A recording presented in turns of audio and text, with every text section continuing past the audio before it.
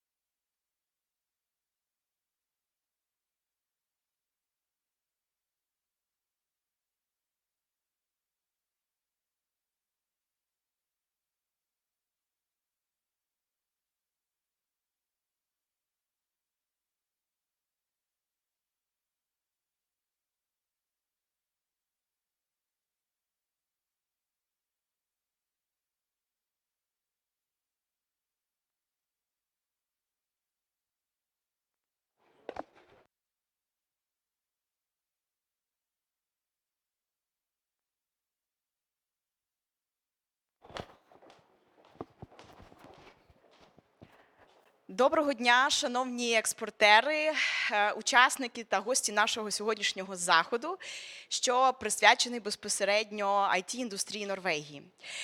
Наш сьогоднішній захід організовано державною установою Офісом з просування експорту України у партнерстві з Асоціацією IT-Україна. Сьогодні ви матимете можливість ознайомитися з IT-індустрією Норвегії та ознайомитися з тим, які можливості є для українських IT-компаній на цьому ринку. Про що вам, в принципі, нададуть докладну вичерпну інформацію наші фахівці, що сьогодні представляють Gateway Partners компанію з Латвії та Finnish Partners компанію з Фінляндії. Тож, я хочу запросити першого нашого сьогодні спікера та надати слово начальнику відділу сприяння бізнес-можливостей Державної установи Офісу з просування експорту України Вікторії Тимцясь.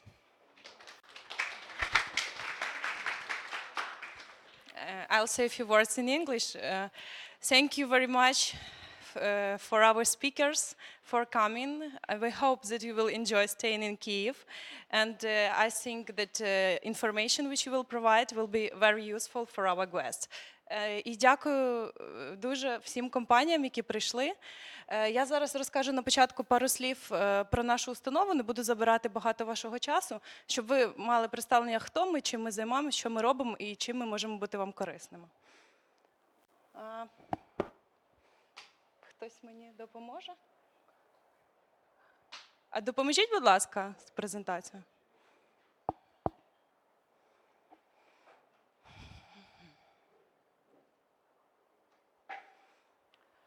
Наша установа «Офіс просування експорту» була створена наприкінці минулого року і повністю затверджена як державна установа з державним фінансуванням під Міністерством економічного розвитку і торгівлі України.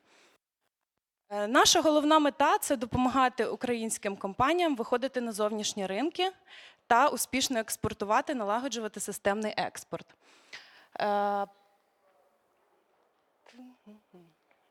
В рамках нашої діяльності ми надаємо дуже різноманітні послуги, і ці послуги ми надаємо як компаніям, які вже експортують, так і тим компаніям, які тільки прагнуть виходити на зовнішні ринки та дивляться в сторону того чи іншого ринку, вибирають, що обрати, які підсектори, що експортувати, як експортувати. Тому для таких новачків ми даємо послуги освіти, розказуємо, як правильно себе презентувати, особливості по маркетинговому напрямку. В нас є декілька програм, такі як Експорт Revolution. Наразі вона закінчилась, але ми плануємо в майбутньому теж продовжувати її. Creative Export – це програма для креативних індустрій. Та в цьому році ми плануємо запустити Експорт Academy. В нас є навчання як онлайн, так і офлайн. Наступна наша активність – це консалтингові послуги. Ми працюємо з компаніями та консультуємо їх по виходу на зовнішній ринок, допомагаємо розробляти бізнес-план. Також, якщо компанія хоче оцінити готовність до експорту, в нас є опція на сайті «Тест готовності до експорту», якою ви можете скористатись і побачити одразу ж результат онлайн. Крім того, в нас є дуже сильний відділ аналітики. Ми робимо свою аналітику по різним країнам та по різним секторам. І наш відділ – це відділ бізнес-можливостей. Так, я вже трошки розкажу більш детально про бізнес-можливості. Зараз. Щось трошки...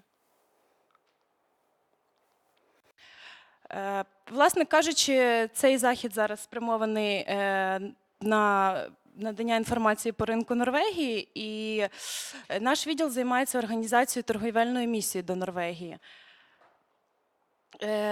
Крім того, ми організовуємо багато різних торгівельних місій в різних секторах та в різні країни.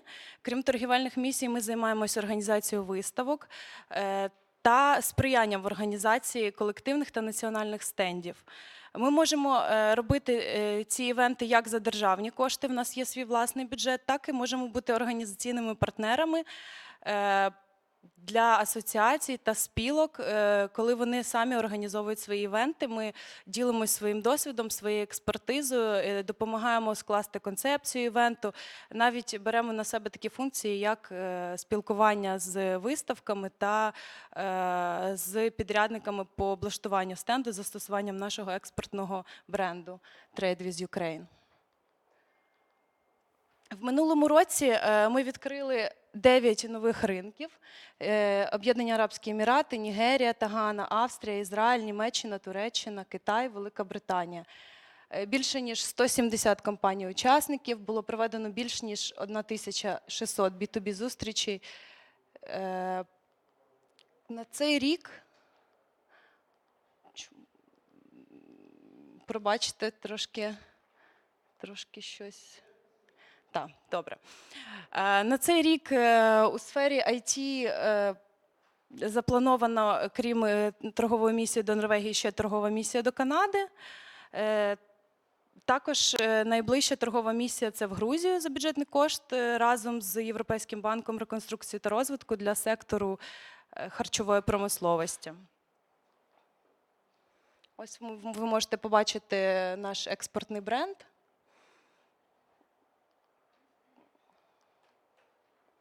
Ось так він виглядає. Innovate with Ukraine, Create with Ukraine, Taste with Ukraine.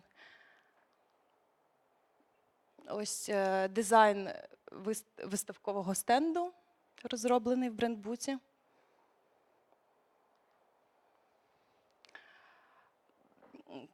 Дякую вам за увагу. Якщо будуть будь-які питання, звертайтесь. Ми завжди відкриті. Телефонуйте. Дякую. Дякую, Вікторія. So I will switch into English, and as I have mentioned before, we have 2 foreign experts today, and I would like to... And the reason why Gateway is one of the partners in this project is because We have a wide experience in Scandinavia, as actually our owners is a Latvian and a Swede, so a family business. And 15 years ago we were established to develop Latvia's and Swedish cooperation, but at the moment we have worked in more than 45 countries. So the small family business has become bigger than ever. There are three facts that has to be known about Gateway. Firstly, we are proud of three things, and one is our employees. We have 25 employees in Riga office who can speak 15 languages, and that is definitely an asset that is useful for any exporter that is out there. Second thing is we have developed our database where it's more than 60,000 companies, and it's not a bot database where we don't know whether the company exists or no, but this is something real where we have been in contact with all these companies during our 15 years. And thirdly, we are very proud of our clients because they are from different industries, and they are the ones who have helped us to be in 45 markets so far. And they are from, they are bigger and smaller producers or service providers, as well as different kind of associations as it is in this project. What I'm going to tell today is more about Ukraine and Norway cooperation in IT industry. And if I had to ask you the question, which are the target markets for Ukraine IT service provider, which countries would you call? Okay, United States. What else? United Kingdom, okay. Germany. You know the list already, yes, by heart. That is how it is. America, United Kingdom, and America is definitely the first two countries that are in the list. And I believe that that's because of the English language. It is very easy to communicate with them, and therefore also their offices, their brand. If we combine year 2017 and 2019, the increase is 25%. Actually, almost even more than 25%. So that is definitely a great job have been doing, and if we and it also shown that the trade balance is very, very good, and if we combine the first 3 months of year 2009, if you compare with the year 2008, in all these 3 months, the first quarter, then already it's 10% growth. So imagine what the numbers will be after this year. So yes, Ukraine export to Norway is increasing.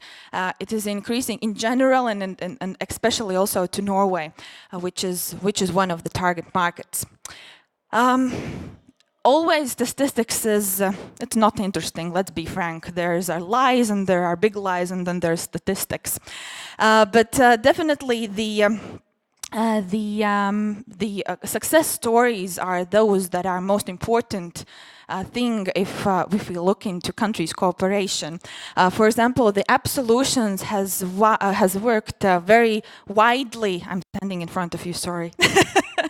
Has worked very widely and cooperated very widely with Norway, as well as the Sigma Software, who has worked together with similar research laboratory and Fortum, which is one of the leading electricity supplier and producer in Norway, who is going in green energy, renewable energy, electric cars and wind power.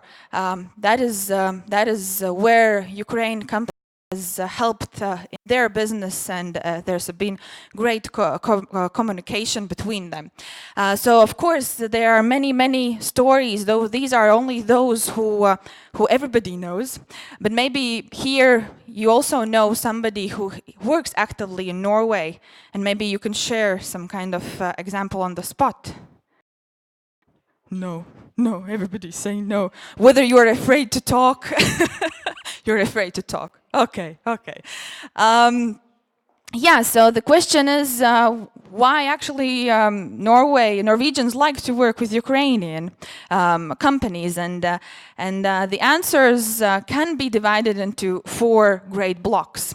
And the first one is high quality labor. And Ukraine historically has been one of the technically developed countries. You have universities that go in technical fields. You go for universities, you go for education, you get the next level of diplomas and also different kind of certificates. So definitely the labor force here is of very high quality that is very interesting to our Norwegian partners. And what else is, if we look at Norway, there are actually 5 million of them. But if we look at Ukraine, you are 45 million. So it's 9 times more. And logically, you have the force to help not only Norway but also other countries. And it is said that in 2030, Norway will be lacking 4,000 IT experts. So definitely, this is a very potential market where Ukrainian companies can develop their business. Another thing is cost efficiency. Definitely, Norway is one of the expensive countries in Europe, and that is definitely a topic to think about. And it is from statistics, it is seen that outsourcing, Norwegian companies outsourcing at the moment already 60% of what they are doing. And of course, it's not said that all the 60% comes to Ukraine, but still, it's a very huge number. And of course, they will. This is their competitor, File Mail. You see, they're actually the same. Even the colors are the same. So when we talked with the potential partners, they all said that they're using File Mail and that it works perfectly, and there's nothing that can be made better. And definitely, when you go to another market, you must know not only that there is a competitor, but you have to double check what is his role in the market. And it was said that if we had done this project 3 years earlier, we would have had a chance to enter Norwegian market. So firstly, know the market, where you're going, and what is specifics in this market. And secondly, know your client. Or who's your potential client in the market. Click on it's an Estonian company which is, you know them? No, I had a feeling that you're like, yes. They are producing these indoor gardens. And knowing the client well, if I would ask who would need an indoor garden here in Ukraine, raise up your hands. 2 people, because mostly like people, other room, yes. We know we go to grandmothers or we go to mothers and the garden is there. So why do we need the indoor garden? But you have really to understand who's their client.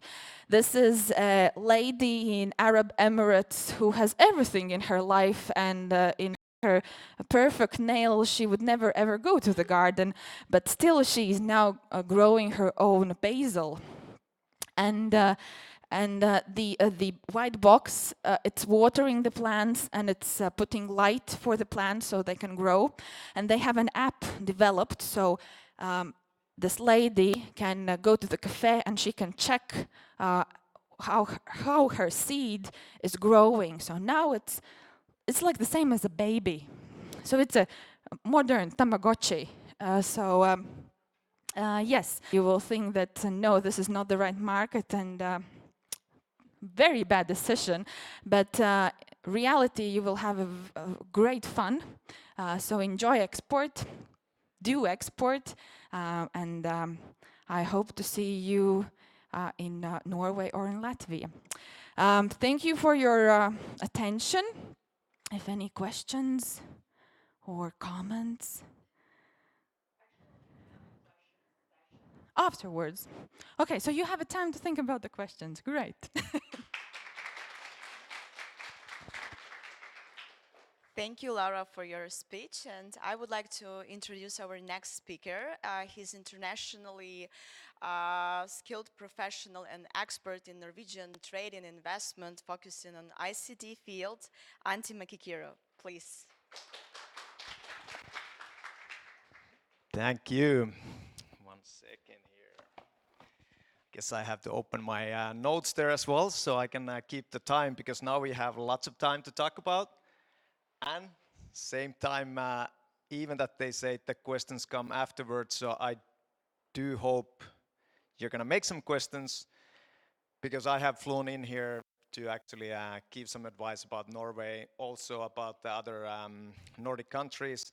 So if you don't ask questions, you're not going to learn that much. So please do so. It makes my presentation easier as well, because then I can talk to those things that you guys are really interested.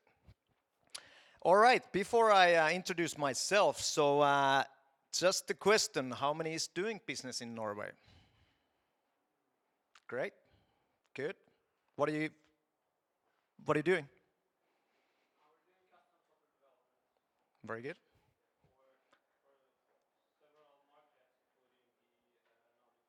Okay, that's good.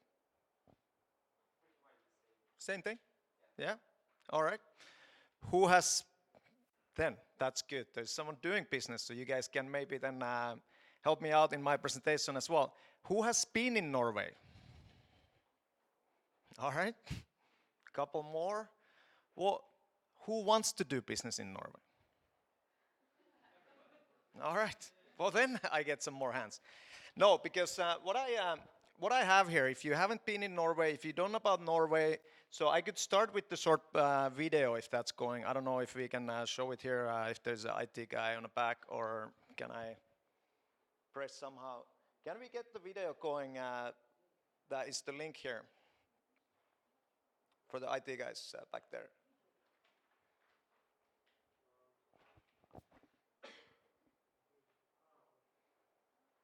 If it's possible, so we just get the things going on how the Norway is as a country, because then it leads to a lot of what has been even that we talk about a bit of a geographical location, but what I want to tell a bit more why Norway is a bit different country. If you have the sound, that would be great, because it has a good sound, but if not, so then we see a bit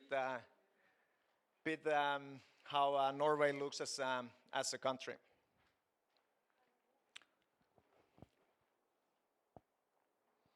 No sound, so it's fine.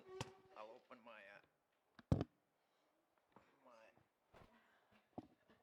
Did you say I can sing?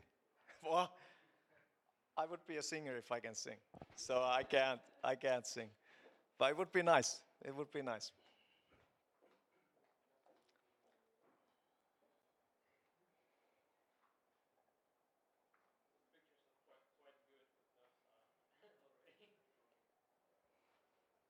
Yeah, so no worries, we don't need to, there was a bit of getting the spirit going on with the video here, but that's totally fine. Only thing what I wanted to show here, we're going to talk about next half hour and a half actually, so we're going to talk about Norway and quite a lot of business what we have done, and how and what and who and so on, what you do actually when you are in Norway. But a bit about my background here as well. If we go back to that, yeah, if you just exit that video. So my background is I've been actually now ice hockey was mentioned here.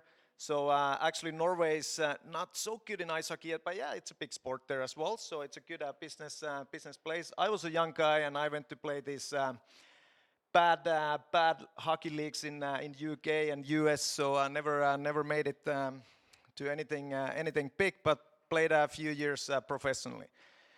Same time, I built a very good international network. I've been studying abroad in different countries, and also started up some businesses, technology businesses, and some other businesses that have grown globally.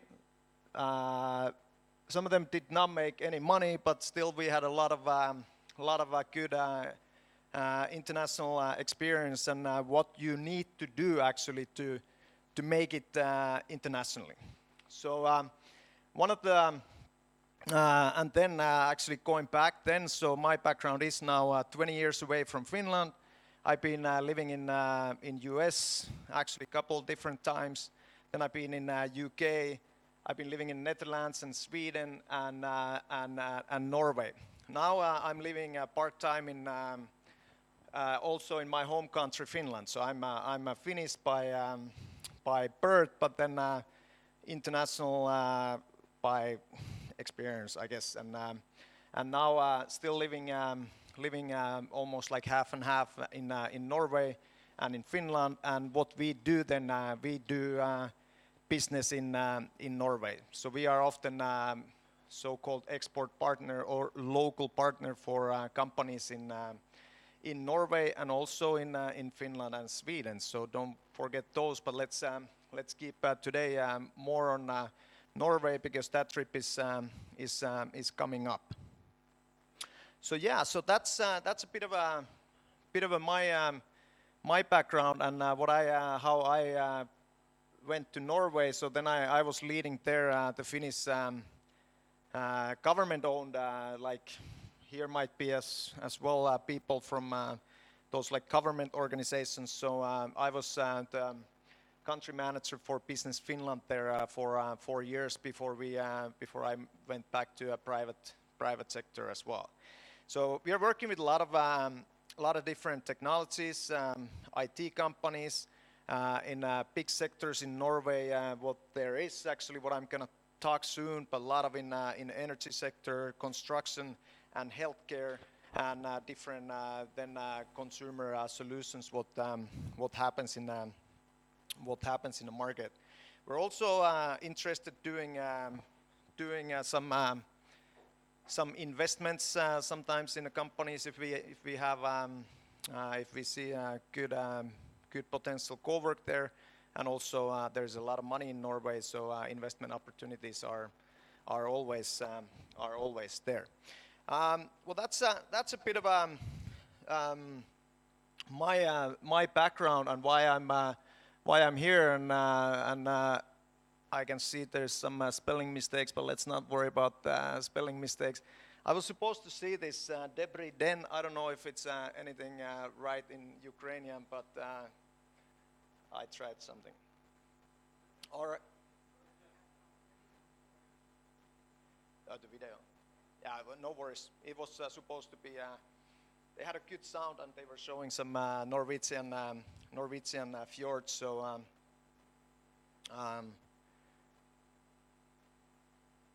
where's the? Do I get this going? If we do, can you put next, maybe next slide? This is maybe not working if there's not. All right. Yeah. So despite the little technical problems, so there's just a little what comes next. So I was also asked to tell about, and what I always want to tell about it is a bit more from my personal perspective as well. That what has to be done and what should be done and so on when you actually start looking at international business. And the good thing is when I went through your companies that are here, maybe there's even more people, because it's great to see so many people here. But I went through the companies, what I saw as well that are going to Norway. So what I saw there is are great companies and great potential. Some of you had actually big big clients as well. And but despite that, what we talk about here, thanks for Laura, good presentation as well, and previous presentations. So there is a lot of challenges when you're going to new markets, and we all know it. It's not hard. It's not easy to build your new client base, or actually finding those clients when you are far away. So guess what? I don't have any secrets, and there's no secrets doing international business, but you need to know people, and can do all kinds of different, different strategies, and finding who is your client, and that would be the best one, and that's where I want to go. And you're spending a lot of time, and it's not going to happen if you don't know people. And that's that. It goes down to that when you go to Norway, you have to meet people. I'm here, by the way, today, so you could ask some questions that what could we do together, and what has happened. So that's a one link for you already. Laura is doing a lot of business between countries here and other people. So that's about the building the network is actually the key. And what happens is, why is it a key even on this thing? We are all of us most who are here now, so working with technologies and IT, and we know it as well that it's quite easy to push your product to global markets, and because it's easy, just how it goes with today's technology. But still, what happens is actually the simple thing.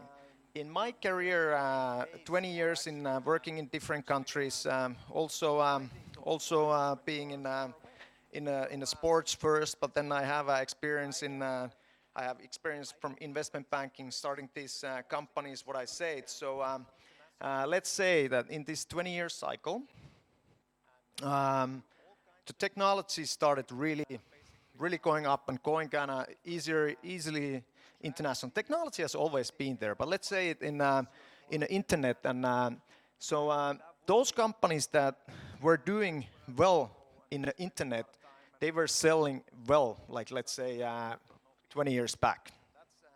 Well, those were the kind of first runners in the internet. So before that, everything was kind of personal relationships. Who do you know?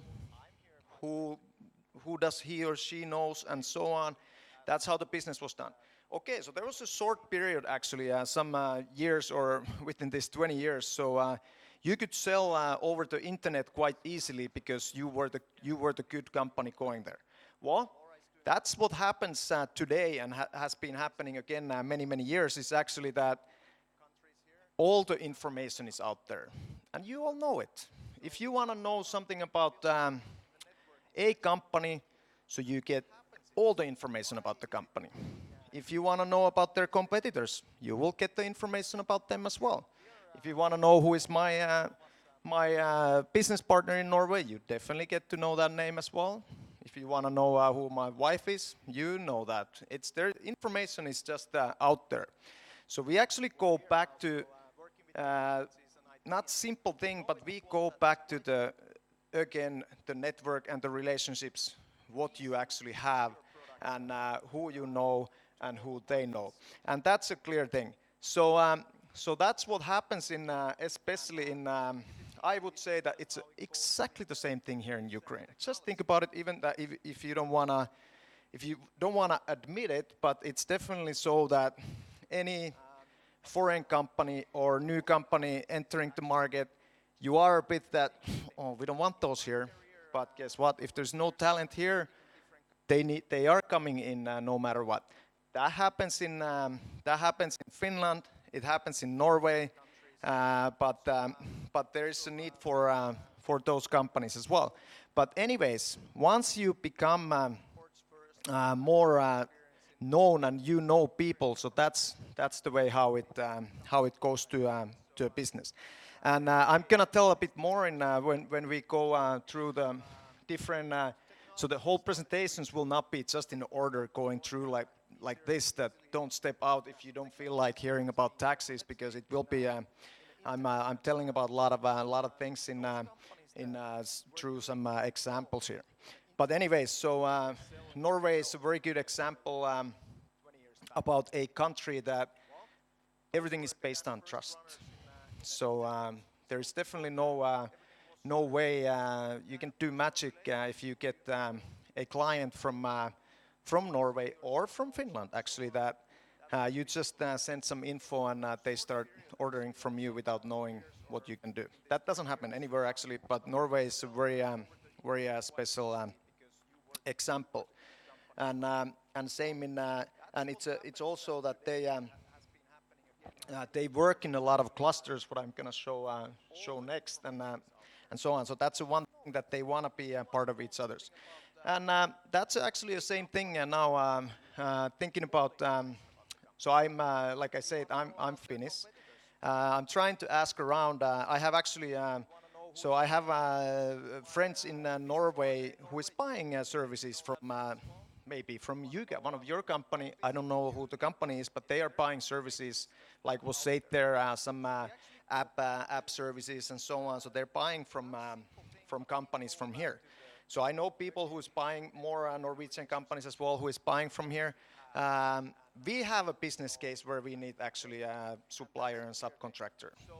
So hopefully that makes you ask some questions soon as well, that what do we do, what is going on.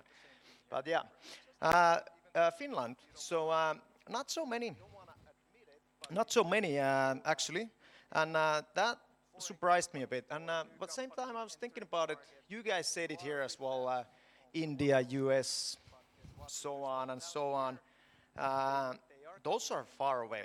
You're gonna spend actually a lot of money and time to get your ass kicked in far markets.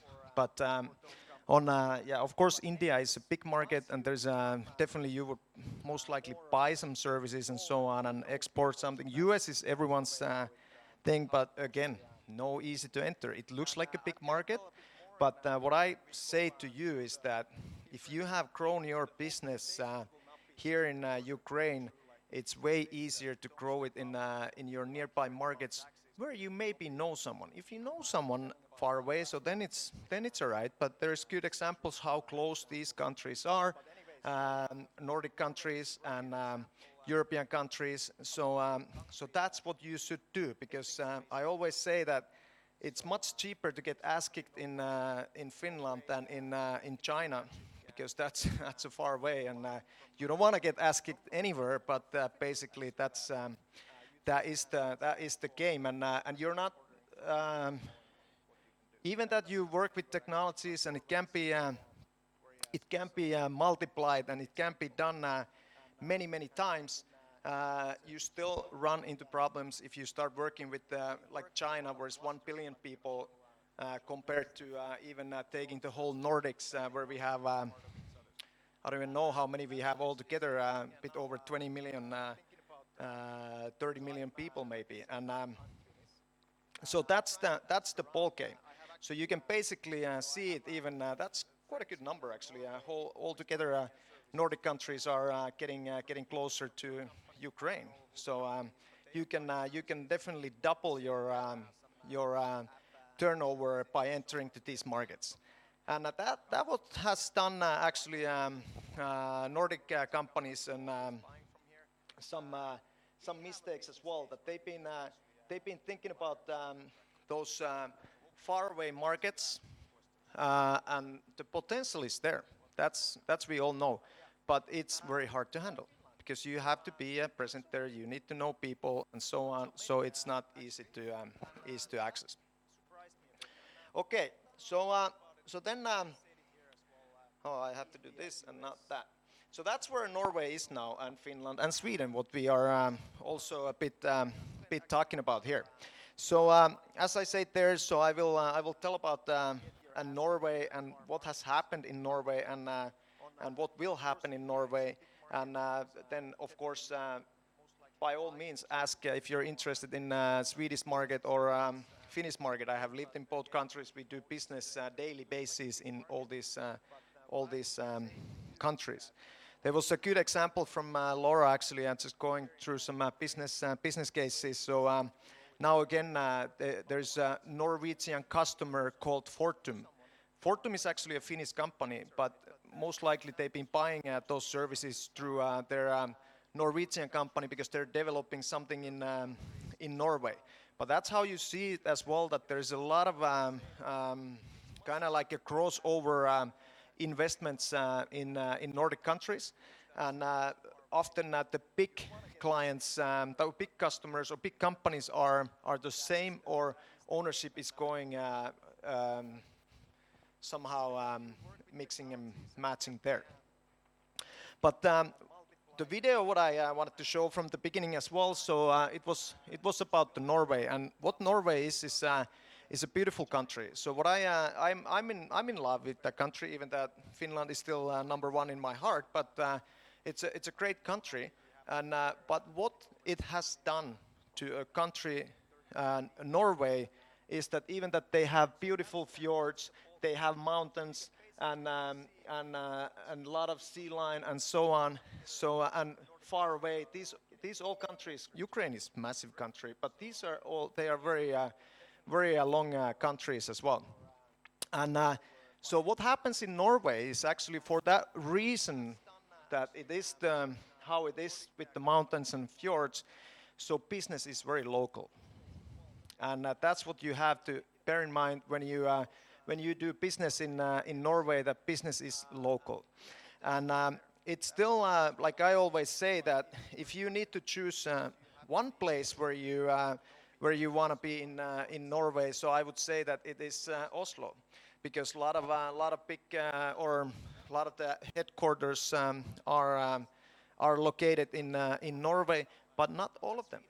So now you have to see it, that if you want to work like I'm trying to see the statistics working like in Ukraine and Norway business. So I see that there is of course there's the energy. There's fish is big going from Norway here, and other sea products, so-called.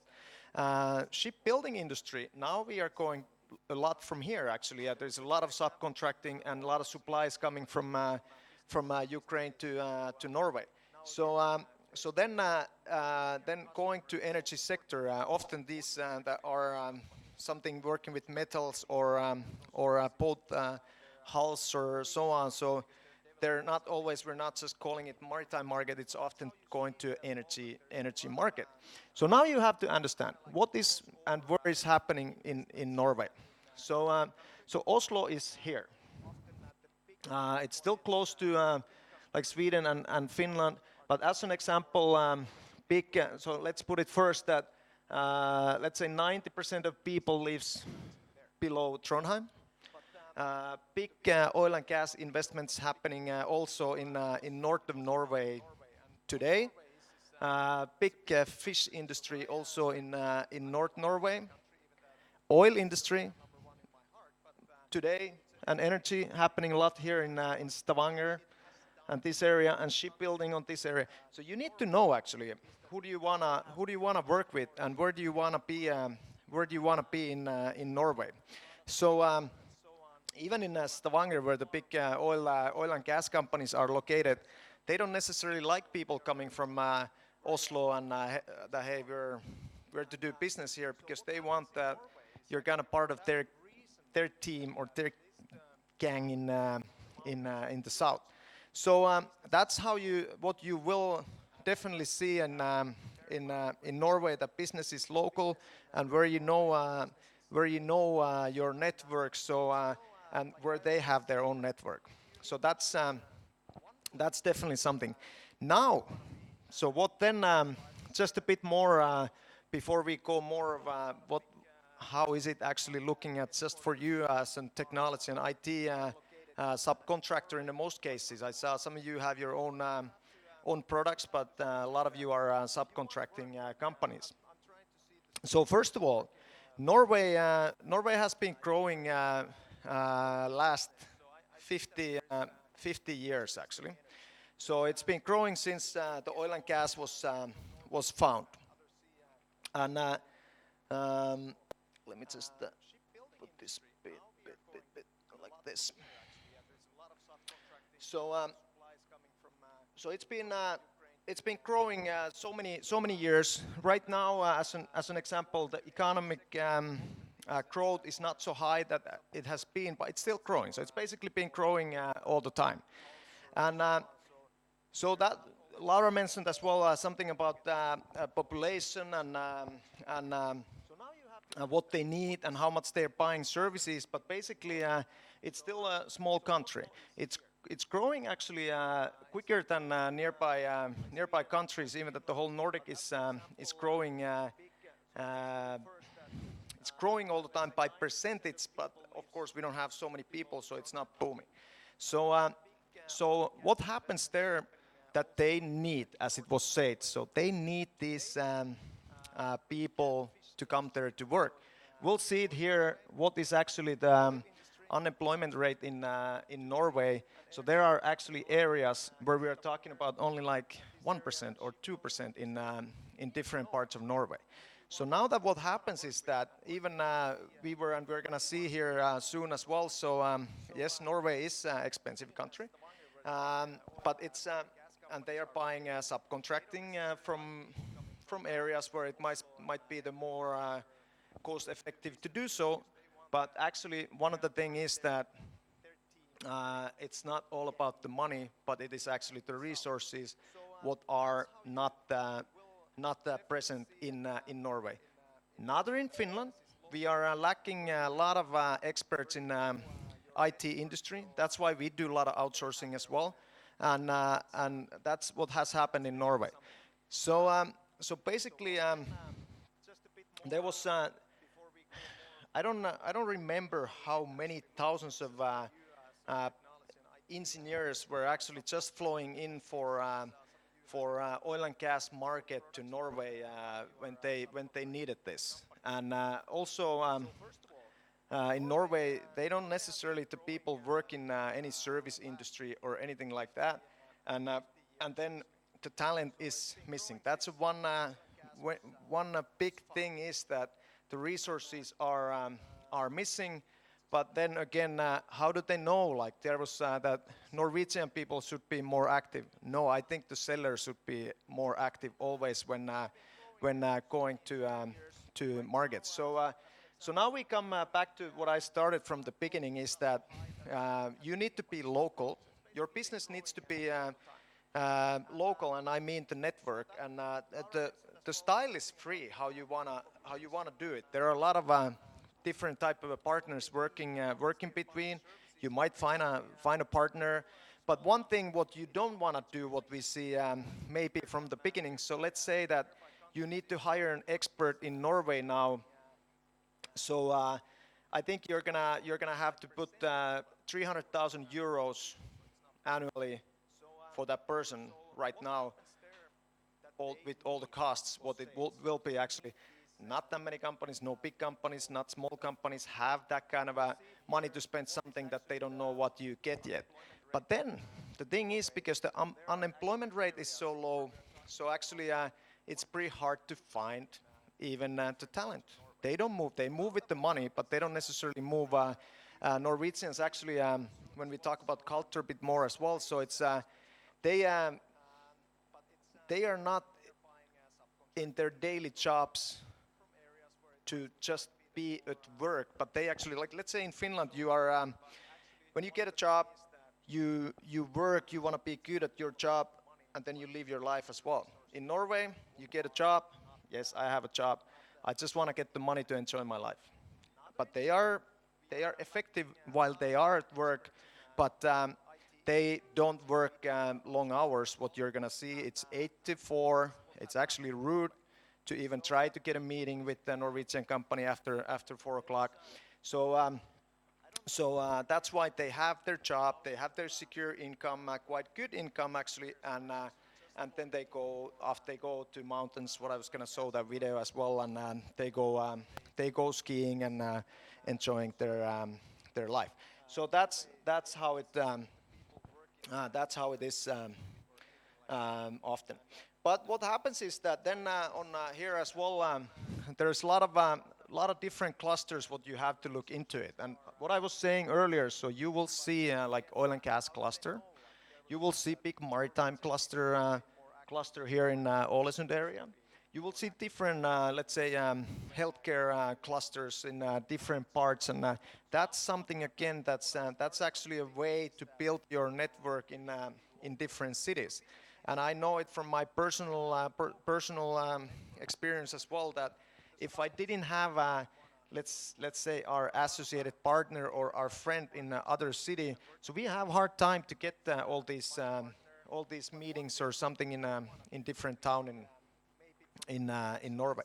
There's a lot of government support going into these different sectors. So that's the fact that Norway wants to be the greenest nation.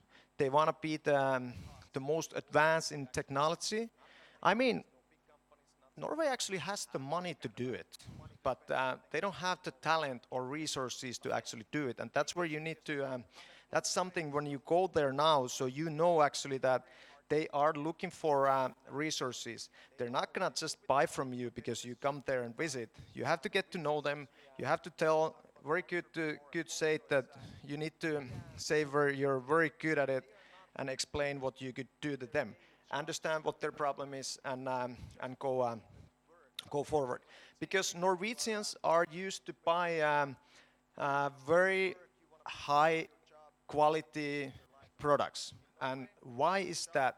Is that basically in the oil and gas sector, the requirements are so high that you have to do, like even often say that when you have a project, so 80% is that you do the project, or I mean 20% is that you do the project, and 80 goes to documentation.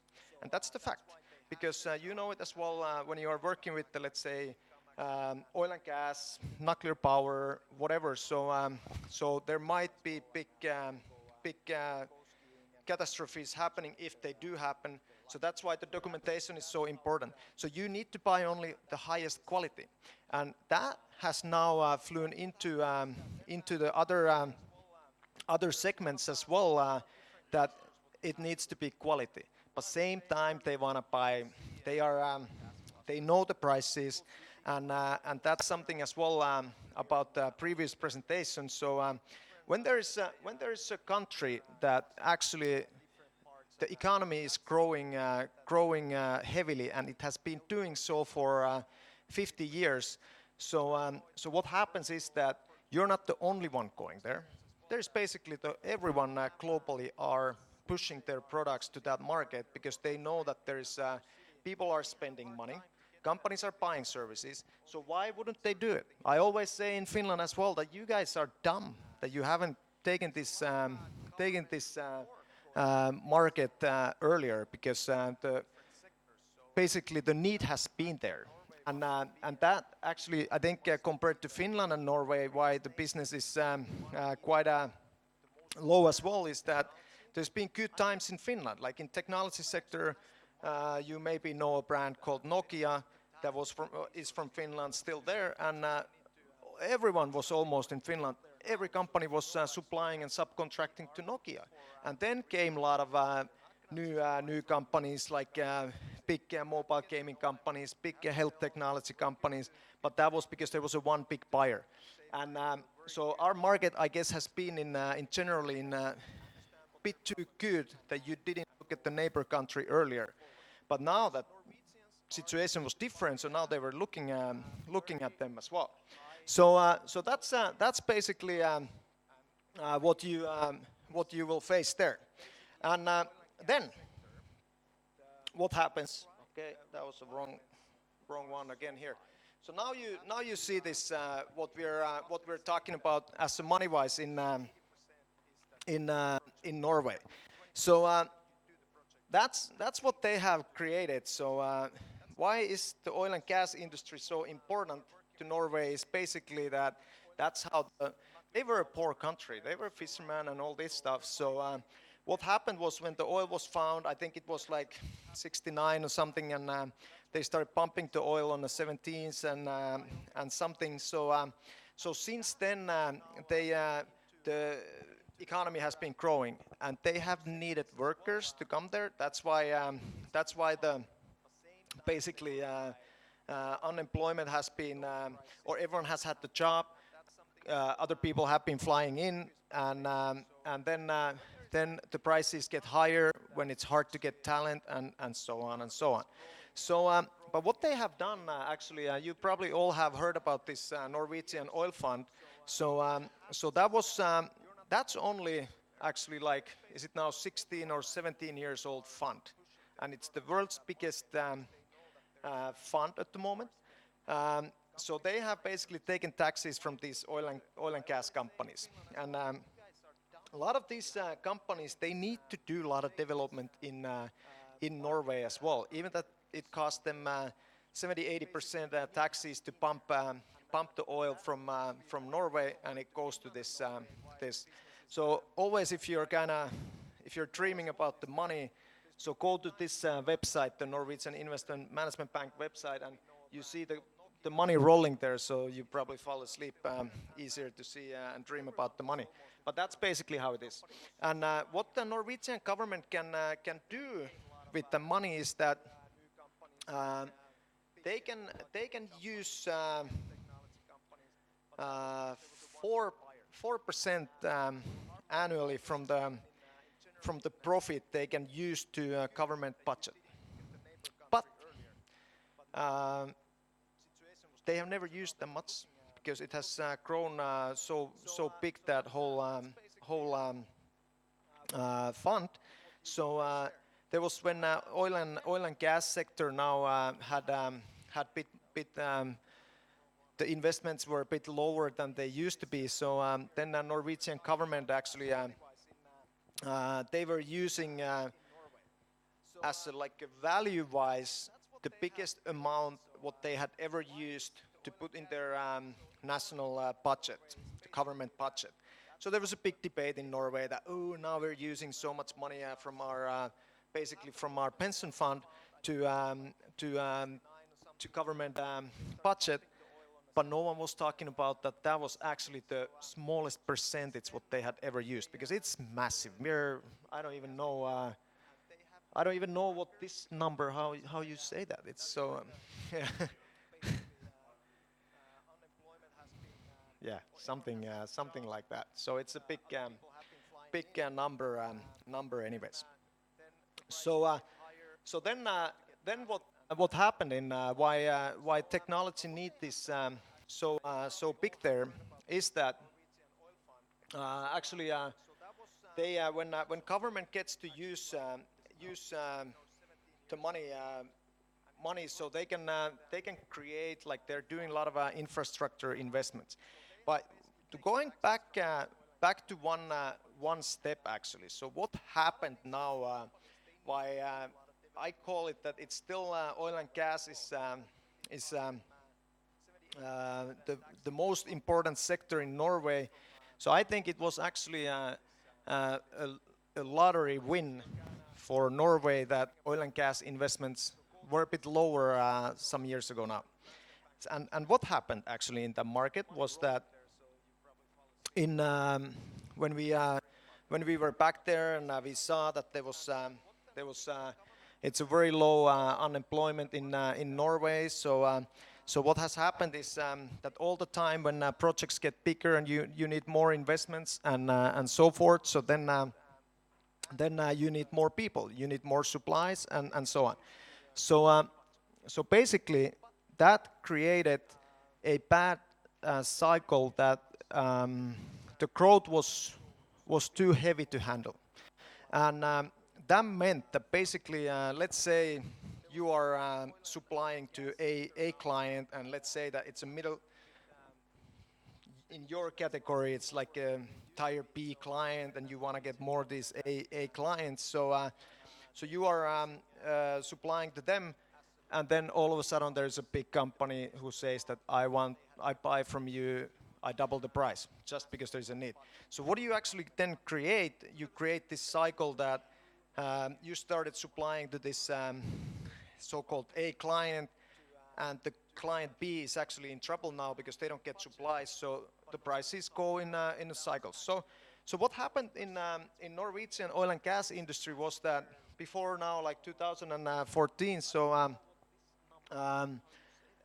the subcontracting prices and supplier prices went up over 300% in 10 years. And no business can actually handle that kind of basically, even that everything gets so expensive. Then it goes to, again, people living in a country because everything goes expensive. Houses go, everything is just expensive. But the supplier and subcontracting cost went up by 300%. So then what happened? Oil and gas industry needed to do basically that, hey, we have to see now what is the best model to buy subcontracting services. Was it then technology services or anything else? And we have to see how that goes. So then what happened was the oil price dropped. So actually all the new investments froze for a bit, and even that it's still oil and gas industry, it's buying like Statoil, that is called actually now Equinor. They still buy 15 billion euros annually, their subcontracting budget. So it's one of the biggest in the world, so they buy a lot. But anyways, so then when the oil price dropped, so most of the new investments were put on hold. And then happened this that I call that was actually the lottery win in Norwegian market, was that all of a sudden they had to lay off thousands of people. Well, okay, not such a bad thing, because many of those people were from abroad anyway, so they got to move back home and so on. But all of a sudden there was still thousands of people unemployed, and not a big deal if we think about it. That usually like 4 or even 5% is actually that's kind of like a full employed nation, so-called. So now we're still low in some of the places, like I say, 2% and so on. So now, first time in 50 years, or in almost the whole history, so other segments, they got to recruit talent in Norway. And even though it's been a long story now to start with, so now this is affecting you a lot as well. So first time, like a construction sector or public sector, they got to recruit talent, and they've been happy. So those sectors have been growing now in Norway. But then, what I feel is very exciting now is what we work with a lot as well, is exactly this technology now. So there's a lot of resources, as money resources and so on, in country of Norway. But never before it has gone to any other sector than the oil and gas energy. And that's now what has happened, is that it's basically like a startup boom in Norway now. And there are money coming in, and people are creating, they're starting different businesses. They're actually getting some finances into those what they want to do. Still not easy, hasn't been easy to get the money, but actually people are now starting some businesses. So now it's this is what happens now, and government is investing now their money basically to first of all building the whole infrastructure in Norway, but then that they want to be the greenest nation and the most technology advanced nation in the world. So that's a high ambitious thing to think about it, but they need your type of a good companies to actually come there and work in that work there and show your talent. So that's now again what are basically the main things in overall that has happened and created Norway as the market what it is today, and now that we are a bit later seeing some of the actually opportunities that it gives you guys, and where you should think about it. So then it's now that that money is going to in energy sector. Even that Statoil changed their name from Statoil to Equinor is to do that. They are looking more other type of energies, not only oil and gas. They are investing heavily in wind farms and so on. But we'll see that soon.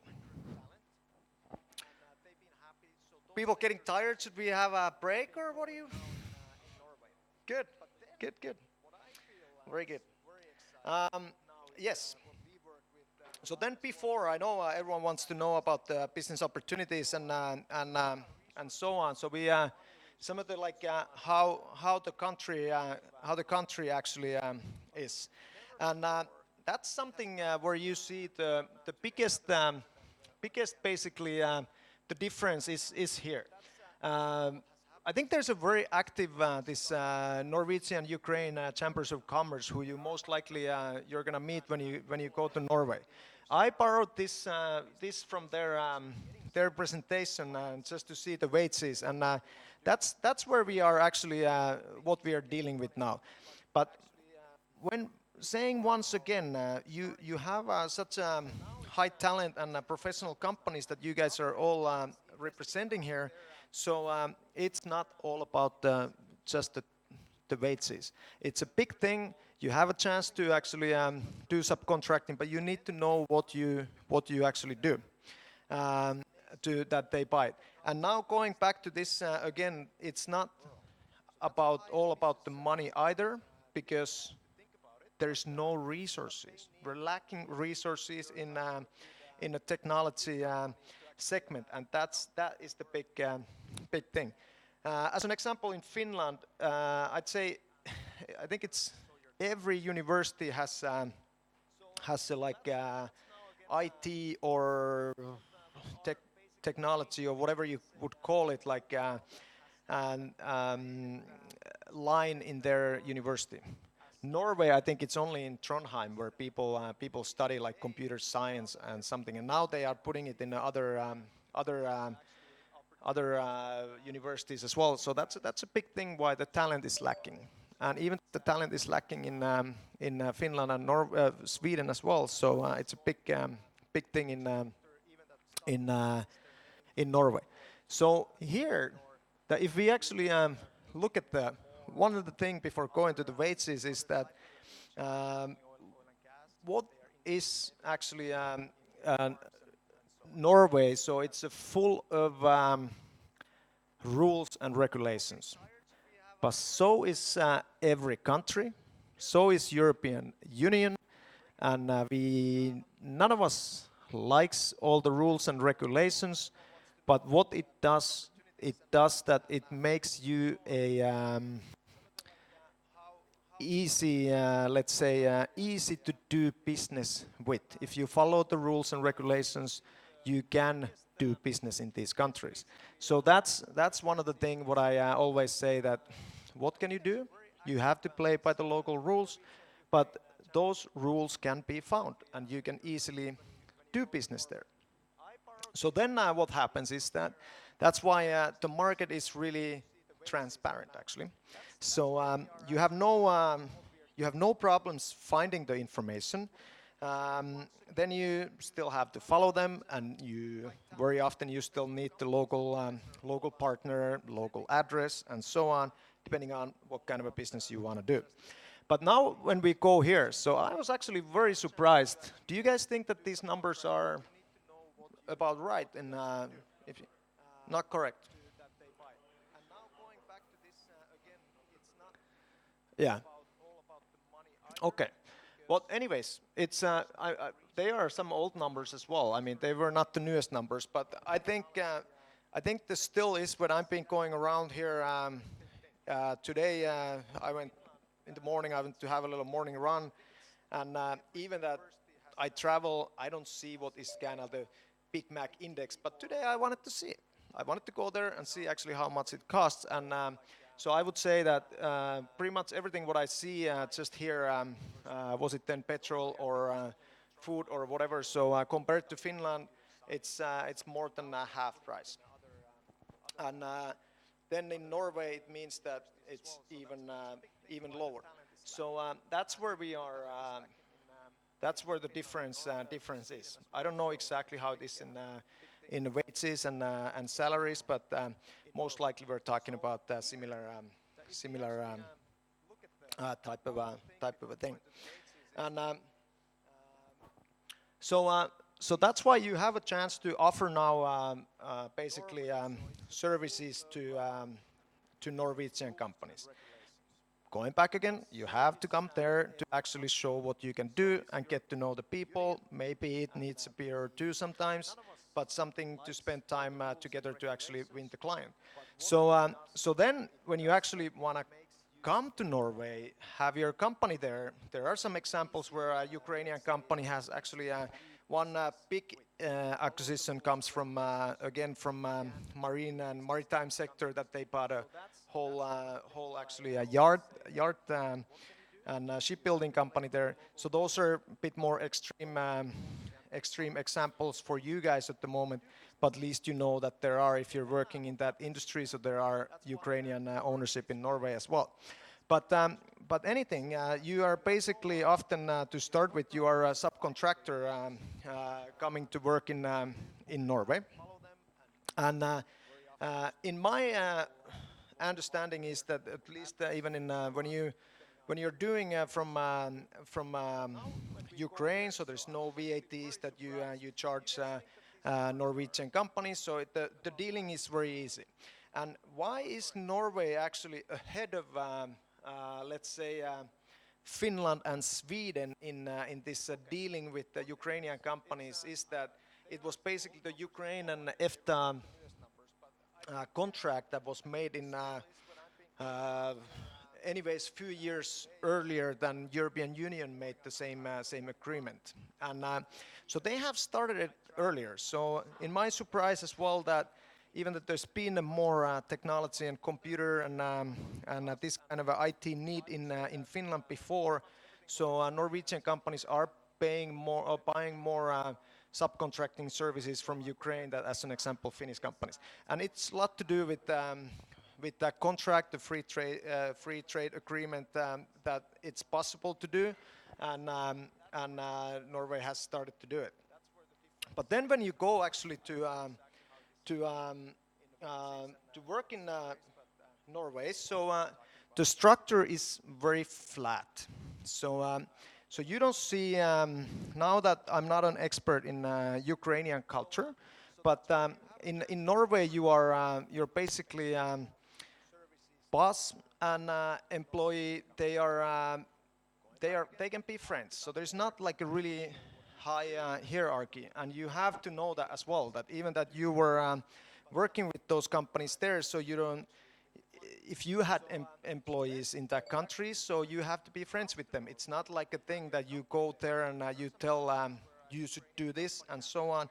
That's not often the Norwegian culture to do it. And but anyways, you have to be very quick in the presentations when you and when you go there. So when Norwegian people, even that they want to get to know you, they want to know what you can do, and they mean business. If you get a meeting in Norway, they don't meet for fun.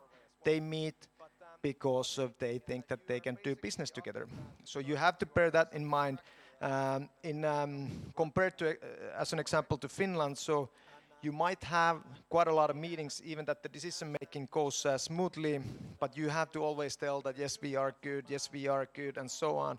But if a Norwegian company wants to meet you, they have seen already that you can do something good. So tell us now, can you really do this for us?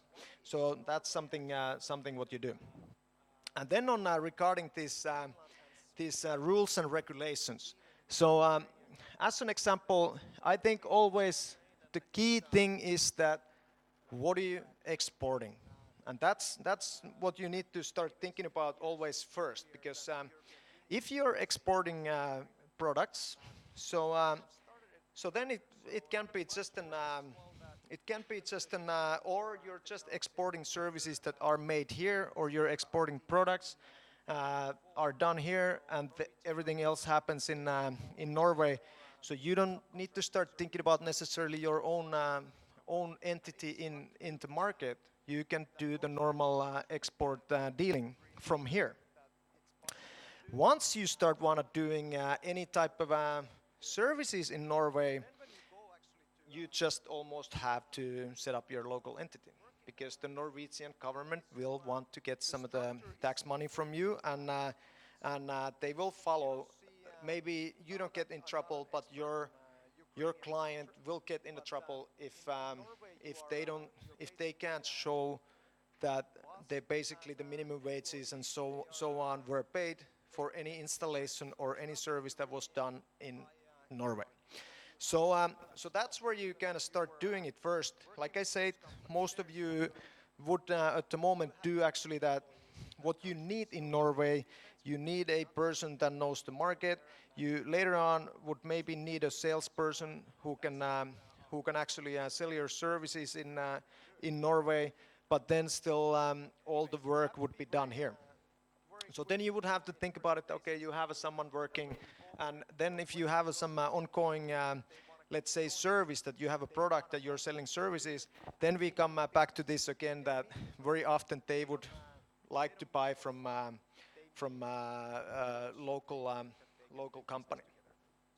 And then one of the thing, if you've been dealing with any companies in European Union, so Norway often follows the same rules and regulations in any tenders or anything like that, because their biggest market is actually European Union, in where they want to export their services. So that's why they follow them. So not necessarily so big difference if you've been maybe any tenders inside the European Union. But now, when you start, even that this is not always, that's why I want to give an overview about the tax things. But if you want to know any more in detail, so then you have to ask me here, ask a question actually here. But that's the thing now, that there's been so many people coming to work in Norway, that they have made it very easy. Like a few years ago, there was actually like you could do first, everything was in Norwegian. Then even the setting up a company, so then it changed that you can do it in Norwegian and English. Then it changed that you can do it in Norwegian, English, and Polish, I think, because there are so many Polish people working there. And so that's what has happened. And now that they need more companies to come in that technology sector as well, is that basically a few years ago, Norway was very low in all the basically in statistics that how digital are Norwegian companies. And now, this year, they are actually one of the highest. Basically, one of the highest, I think if Norway was maybe even number 3 in the how actually how good or how skillful are they against to like these cyber criminalities and so on, that how cyber security and so on. So they are very high up there now, and in a digitalization as well. So they really did it. The government invested in it, and companies invested in the digitalization, and now they are actually one of the highest. And they still want to do it. So that's where your chance is right now. So that's why even there is nothing digital on this website. But when you go to this Norwegian official tax website, so you will see every single in detail that how you actually how you work in Norway. What are the taxes? By the way, what do you need to do where you come from and how you set up your business. And again, this business-wise, like I said, so first of all, do you export or do you do something locally? That's a key question. And then you want to start thinking about that. Do you want to set up local AS, which is the Norwegian limited company, or do you want to do, as an example, Norwegian, what is the English word anyways, but it's called the NUF. So it's basically the local entity for your company from here, from Ukraine. Very often the NUF companies are not taken so seriously, but it's a good way to start your business. And then what happens is that no need to think about so many things to start with, because you don't need to you need to have one basically board member in a company in Norway if you wanted to go that path, that you wanna open your own business. You don't need to have a managing director in place before actually your turnover goes over 5 million Norwegian kroners and so on. So that's why these are quite easy steps. And just some of the things I was asked, that just to know a bit about the taxes before we can go back to again that what should be done and so on when you go to Norway, just that you know it. So basically what we saw here, the good statistics is that now we're talking about big salary differences, but actually when you and write that down if you're really interested in seeing, because here you can go by clicking this, so you can actually go to this, so we don't need to see the website here now, but you can go and see that, okay, I need to register my business here, I need this, the taxation would be this, I will tell Norwegian tax office that now I'm here or I'm living here. So then we go here. So actually Norwegian tax system is it's a high taxed country, but still the salaries are high. So then basically people have lots of money to consume, and that's why it's basically I think that's the highest in Norway, the consumer index, and one of the highest anyways, not the highest. So people have actually money. And what has happened now, so companies have been doing well many years as well, so they definitely have money to invest in your services. But again, like I said, everyone else is there always when the economy is growing somewhere. So there are all the other companies, so you are actually in a competition with everyone else. Doesn't matter where you're from. And then that there is a lot of dealing between Ukraine and Norway already, so it's good that they know about it. And one of the things is that if you wanted to do a little shortcut, then you would actually set up Norwegian AS, because you almost become Norwegian just by doing it. But it's not necessarily if you don't need it for your services. But here are some so detailed tax information, but anyone who is interested in it and needs to know if they're employing a person and so on, so this type of information is openly available. And a bit more again, like I said, that you have no problem actually now subcontracting with the Norwegian companies, because the services would not be there in a VAT as well. I don't know how you need to do it here in Ukraine, but at least you can you get to invoice without VAT if you wanted to. Any questions on taxes or?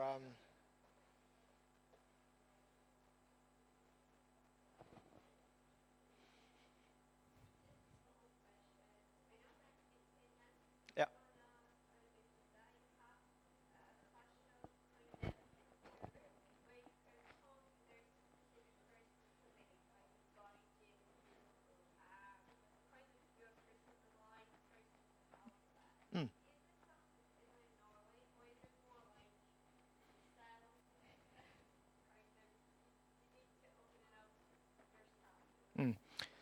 Yeah, I mean, it's a good question, and I had chance to talk to you, and I know that you studied in Norway as well, and so you would know that there's place called NAV, and for other ones, so NAV is a place then that helps with all the things like your well, first of all, your employment issues, but also with the other if you have medical issues and so on, kind of the public insurance and so on.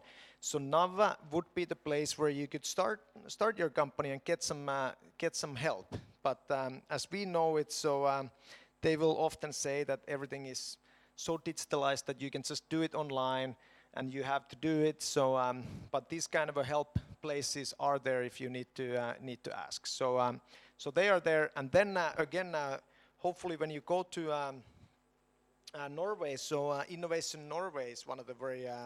It's like your any company here who is a government-funded organization helping companies to grow or getting investments into the country. So Innovation Norway is very active, and they will help as well, and you will definitely find some help. I think we're gonna hear a bit later as well something about this enterprise network as well, and they do work with Innovation Norway.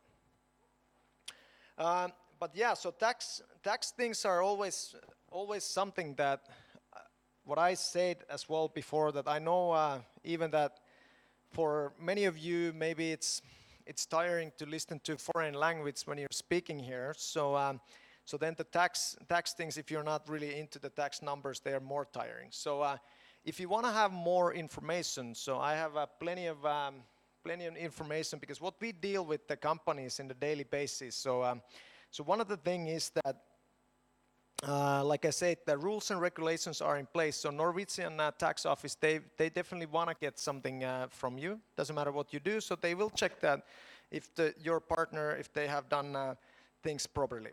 So so that's what we have to do as well. Any service that any product was coming in, if you're actually doing any, let's say that you have a software, but you have some device that you're bringing into the country as well, that needs to go through customs and all that stuff. So, but that's not to worry about, because I don't know now how many Ukrainian companies are in Norway, but as an example, I know that there is just over 200 Finnish companies in Norway, as an example. So so they have done it. So if you follow the rules, you can do it. So so the business is there then for you. And so then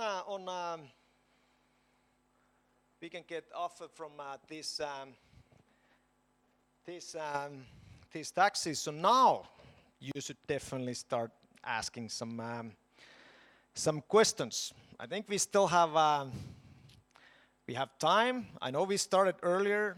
Maybe I still have time to, or I started earlier, but I think I still have time to discuss a lot about these things. What I feel that you definitely wanna know, and you should ask me as well. Like I've been trying to explain in this short time that how is the Norway made of kind of right now, that what has happened with the oil and gas industry, and why are we in this situation today? So it's all what I've been talking right now, and some of the things what I wanna say here is that okay, oil and gas, massive industry, and will be still one of the biggest industries in Norway. That's not going anywhere. The big investments in northern Norway. But what is interesting about it is that oil and gas industry used to be very mechanical. So what you do, you basically drill a hole. I mean, of course, there's much more into it, but it's very mechanical. And now what they want to bring in is all the digital solutions, both to maritime and oil and gas. And basically, if they get away from being mechanical and they can actually be high tech, then they are winners, because then you don't need to spend so much resources in this mechanical thing. So that will be a big thing. Then other big things that are still there is the maritime market. So Norway still owns. Well, I think it's less than 10, but still they have a very high number of global vessels in their fleet. So basically the big owners are in Norway, so they make a lot of decisions. We have companies like Wilhelmsen, who is operating and running like 80% of the global ports, harbors, in different ways. And so let's say that you want to put you are doing with any telecommunication or communication technology, or as an example, one year ago they were looking for a company that could have something digital inside the ropes.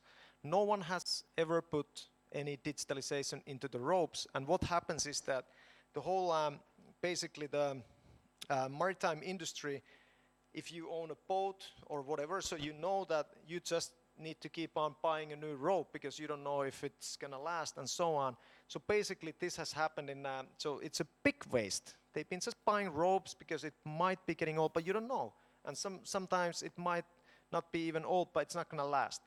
So they were looking for solutions, and so then actually what became was hundreds of new innovations again, that there shouldn't be even ropes, it should be just vacuum cleaners, whatever should be how boats are coming in. But anyways, that's what we are talking about, that when you're with the big players, and then the whole maritime industry is again interesting. The shipbuilding itself is still, you will use the so-called maybe more environment-friendly materials, but the biggest things are in digitalization and so on. So now we all know that there's a lot of talk in. I think I actually have maybe one video here as well that we can see it, but we can see it at the end. So what they're building, this green technology in Norway. So first of all, so electric vessels, or vessels that are bringing batteries next to the big ships that they can come in and so on. Of course, oil and gas industry, more again using any other energy supply that is possible. And then fish farming, that's a massive thing.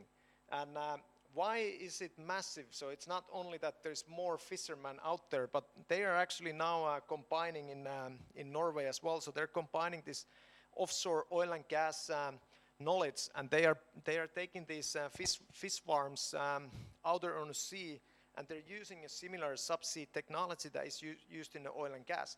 So, but again, that's out there. How do you deal with that? So again, what they do need, they need a lot of different technology solutions to work between there. Just a few examples to throw out there, to throw out there. And so then I think this is now when I'm just looking at this list. So you see where they are very big, but the energy sector. So some of the biggest actually wind farm investments are going on in Norway as well. And the big companies, like I said, used to be called Statoil. If you haven't followed that, so they changed their name to Equinor a year ago or something or less. And just that they can be a bigger player in other renewable energies as well. So that's the thing. Okay, you've seen the list. I think that's something on what has helped you guys now to deal with the countries. Of course, that's a big thing. What you can bear in mind, and some of the very big things are they need to outsource IT development. That's a fact. So that's why they wanna see you, but they're not coming to meet you if you don't have anything to show, or you can't basically present anything that what you want to do and what you can do. So that's something in mind.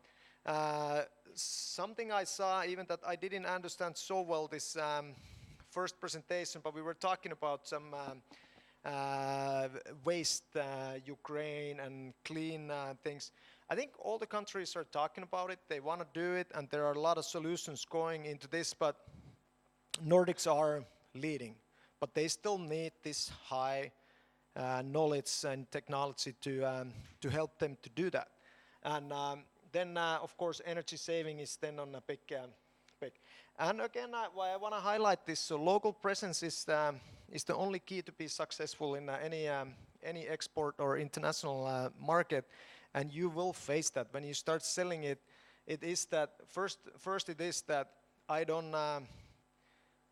can't get hold of this guy. I can't talk to him. Well, I know, because you're calling with the Ukrainian number. They see that, and it doesn't matter was it Ukrainian or Finnish number.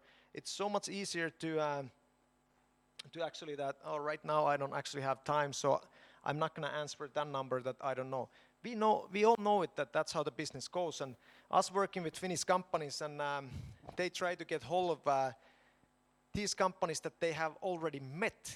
And they tell me that, Antti, I can't get hold of this guy. I'm like, I don't think you're even calling, because when I call, answers right away. But of course they know me, they have my number, all that stuff. And it's a different story. So winning the first clients and starting in a new market, it's very time consuming. And that's what they will say in Norway. I hate actually to hear that all the time. Things take time. Well, things take time, but how long does it take? But then I know that things take time, because in Norway they are, once you win their heart or trust, so they are loyal customers for a long time. And I never seen a Finnish company coming back so-called bankrupt or whatever from Norway if they have done things right. And so that's the thing. So it has taken them a long time to win the business in Norway, but once they have won it, there is no way back. It's even hard for you to leave if you have made it in, and that's a main thing, that right from the beginning. So if you don't do anything, if you don't go there to Norway to meet these potential clients, they're not going to come to find you. That's the fact number one. But if you start to go there to meet these people and companies, so then the process has started. But it will take time, because first of all, just thinking about it normally, we all would like to we would like to be working with this, let's say, making some very nice technology solution to a new fish farm. But guess what? If we go talk to them now, the project has started, let's say a year ago, and it will go 5 years. We're not going to get into that anymore. So that's something that often when everyone starts thinking about the new markets, so they are like, oh yeah, we have good references. We want to get a client tomorrow. That's just a dream on, because it's not gonna happen, because none of us can decide when the client starts the project. So that's one thing. Again, if you never go to Norway, you definitely don't know when the project starts. But if you go there, you might be lucky to get something tomorrow if the timing is just perfect. But most often these are ongoing, so you're again bidding for the next project and more needs and so on. But one thing is that you definitely get some little work if you meet these companies, because we all want to test how things start. You're not going to get a €5 million order from anyone tomorrow, because something has to be tested, and that's the fact how it is. And now again, talking about these things, so why I like Norway as a country is that basically massive investments happening in oil and gas, and in the infrastructure, and in fish farming, and so on and so on. But all comes for you guys again to technology. So what they do when they build the infrastructure, so they actually need so much technology now to go around it, And that's a lot to do with electric cars, as an example. One example was from Laura, electric cars, regarding the energy, how you charge it is a Fortum, big company there. But now becomes so much other, some of you are working as well, but smart connectivity that goes around everything, how things are happening. So Norway is a country in the world that has the highest density of, like basically highest amount of electric cars per person in the world. So that's why it's a test market if you're doing anything in that sector. Okay, if you want to work in the maritime sector, so I was telling already that there are so big owners still behind it, and what they want to do is they want to be now the front runners to this any like a renewable energy that can be used in the ships. So this is, as an example, it's electric ferry, and what it does, it actually I can't remember, was it 50 knots or something from the harbor. It runs with only electric power supply.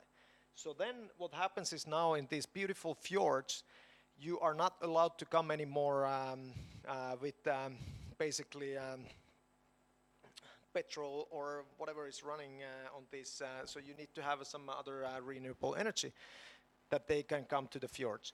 So now they're even building, I'll then show this video shortly here at the end. So some of the green technology areas as well in Norway. So then, I don't know if you have heard, but by, it's coming quite shortly actually, not in too many years, but you can only land with the electric planes in the Norwegian airports. I don't know if that can happen, but that's a plan as well. So that's where you need so much technology go around it. And other wind farming and so on, we talk about it already. So big segments, but then let's go back to the normal as well. Us as a company, we're sitting in a place called Startup Campus in Norway, in Oslo.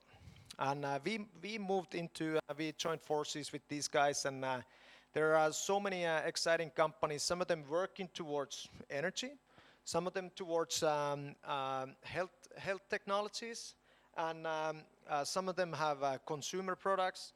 Some of them had even some college students dating program that wasn't like romantic dating, but was something that on, that you get to learn similar people that are in school.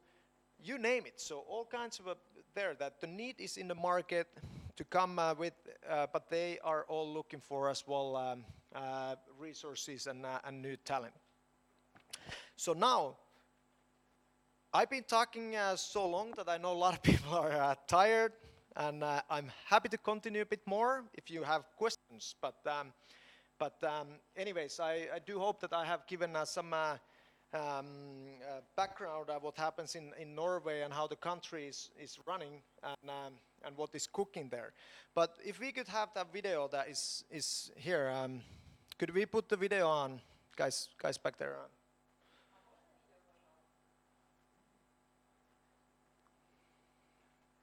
So we see something just what the government is supporting, and even the networks where you can what you can join in Norway. Does this one have a?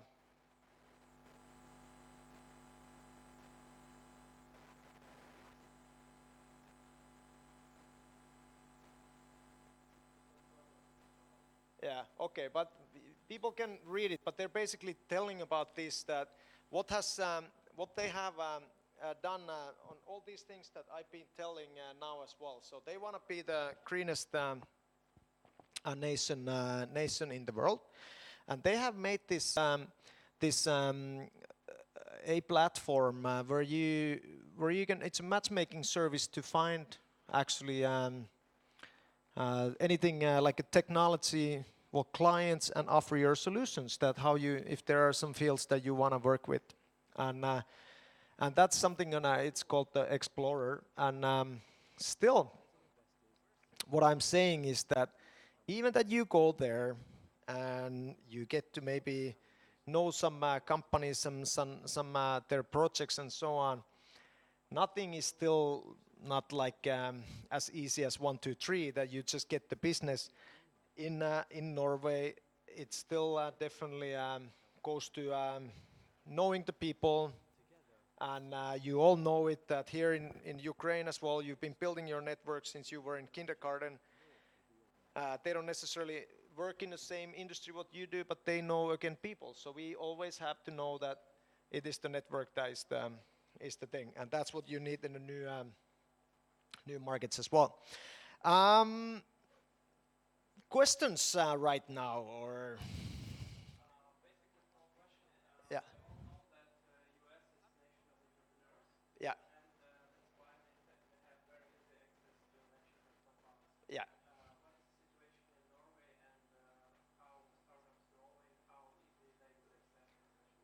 Yeah, it's a good question, and I was talking about it. I was in a startup event in Helsinki yesterday. So we are working with many of the investors in Norway, and we've been looking for capital to Finnish startup companies in Norway.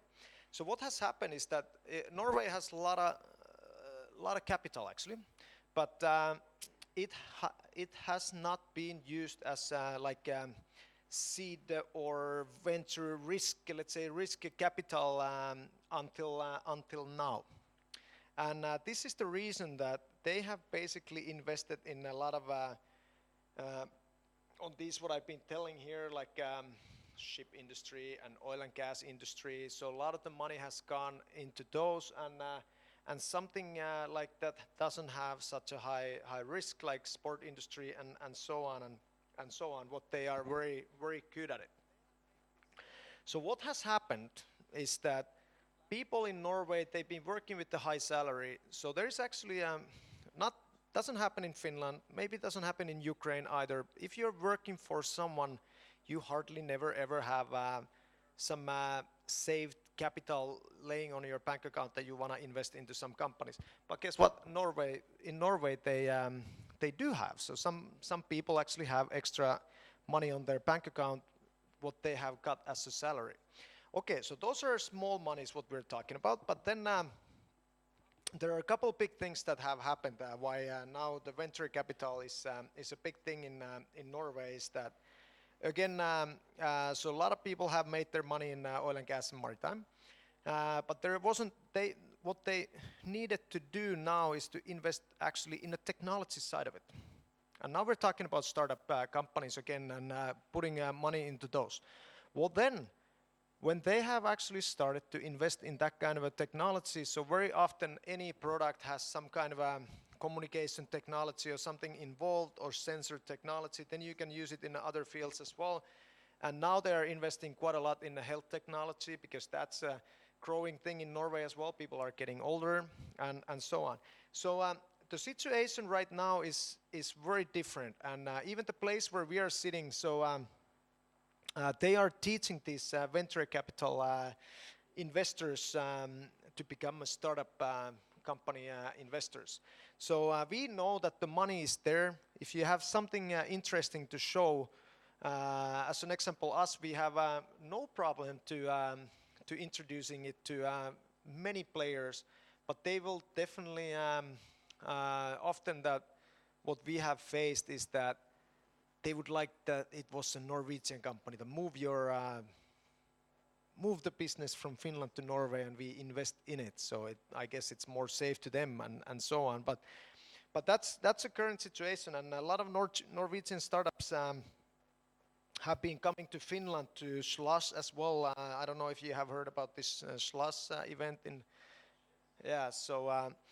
to try to seek more capital. Okay, that has been becoming such an international event that it's not anymore anything to do just being a Finnish event, but great event in Finland. So they've been looking to raise capital there. But what I say from a personal perspective, so there are a lot of potential investors that are looking for something where they could put their money. Yes.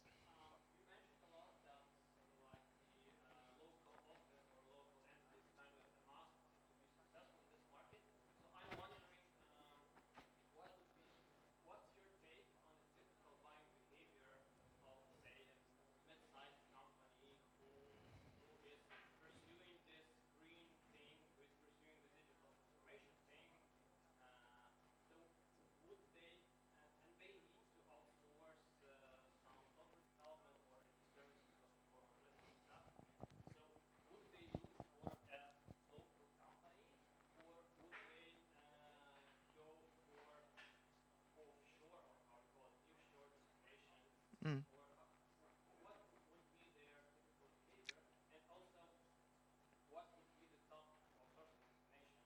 Yeah. Yeah. No.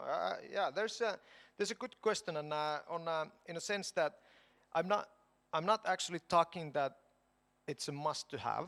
I'm saying that local network is must, and local company is must only when you start supplying some services locally. So what happens then is that just what I was gonna then tell more as well. However, we had time and so on. So, as an example, why I'm saying this local entity. So it comes in a game in a sense that it's very hard to find local staff in Norway because unemployment is so low. Most of this, or not, let's not say it's just most of it, but a lot of success cases, what we have done is that a Finnish person from that company has moved to Norway to start the business, which means that they are pretty much selling their sales. They're selling their services there, and that's where you have then the local so-called entity or local person there to sell your services, and they build their network then throughout the meetings. Maybe kids are in school, parents there, and so on. How it normally goes, and that has been successful because they have not found a good employee just through recruitment process. So then we go there, that how would they buy the services? So there's no problem them buying services from you guys from here when it's just a subcontracting service. If you have a service that you need to come to install it in any hospital or whatever in Norway, then you need to have the local place. So just how I saw it on the list as well, that there was a lot of companies doing subcontracting, so I wouldn't even think about going that path yet, that you need to have a local business, but it might be the case when business is growing towards Norway. But what I would concentrate on, that you're made a serious player to offer your services them in Norway, is that okay, now you go there, you actually meet them, you might invite them here, or you have something to show them that they really want to buy services from you, and that's a thing. So the local company, so some local presence you need to have. You need to partner up with someone who can, as an example, just selling my services here now. So what we do is, one example is that we work a lot with hospital construction projects, because we have this very big 3D visual room in our office. Hospital projects come in, but they want to get all other type of digital solutions that go into the healthcare. So then when they are asking for us, like, do you know these companies? Then we would know, as an example, hey, I know a company in Ukraine who could do this, and then that happens. But right now, if you guys are sitting here, Norwegian buyers are sitting there, there's no way that you can meet them. But just it's a good thing that you have no problem now with all these agreements, even that are between the countries. You have no problem selling your services between the countries. You don't need to have local company just to subcontract your services. That's pure service export or product export and fact. So, but then when things go a bit farther and you again do anything on the land in Norway, then you need to have the company.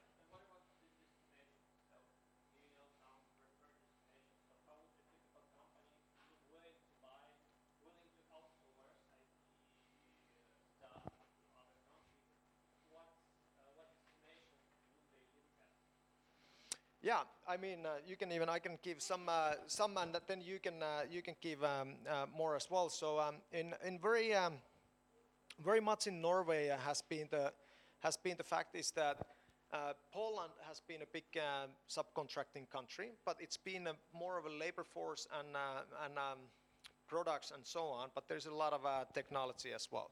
So then Asia, just for the reason that also.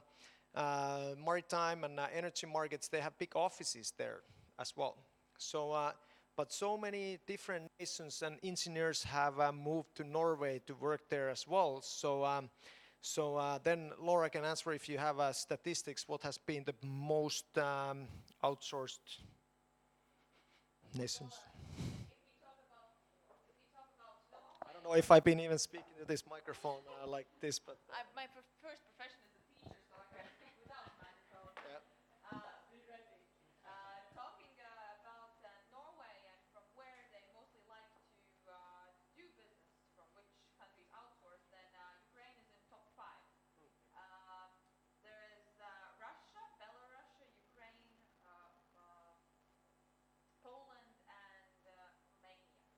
So these are the top 5 countries mostly Norway applies for. And the reason is these 1 or 2 hours the time difference. Yes, they do business also with Asia, but then the time difference is bigger, and as you know, they like to enjoy themselves and walk in the mountains. So if they would have to do the business with Asian companies, then they wouldn't have time to do that. And yes, talking about the whether to register the company in Norway, then not in the beginning, for sure. Firstly, it's important to go there and to find someone who could represent you, with whom you could team up. And only then, when you feel stable, then it will come with time, and then it will be also easier to do business, because the Norwegian system is quite tricky. So it will afterwards for you be much more easier. So you do not get taxes or court or so on and so forth. Yes, but I heard that we will have a question and answer session as well. Yeah. And maybe we can. We do that. I think I took even more time. Now we are 20 past, but I started earlier, so yeah. All right.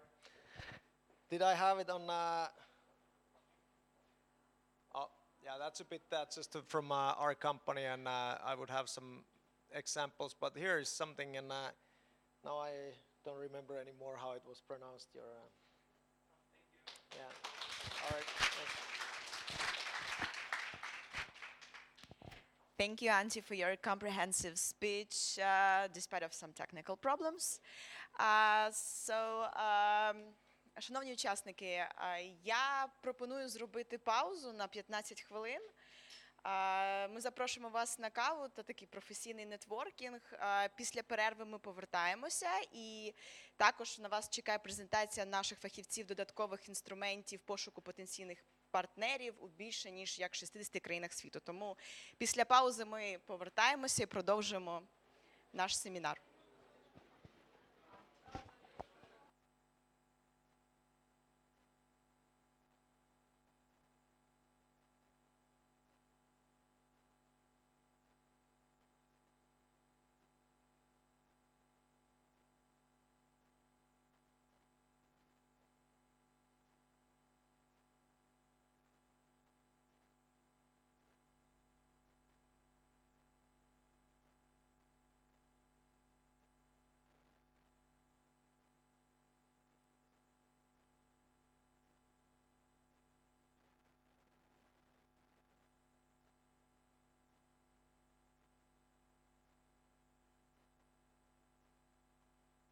Promote change.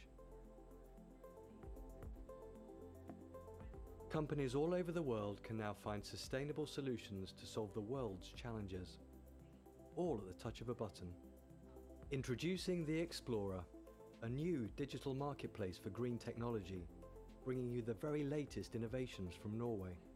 A search instantly delivers solutions you can trust across a spectrum of industries, from green shipping to clean tech and smart cities.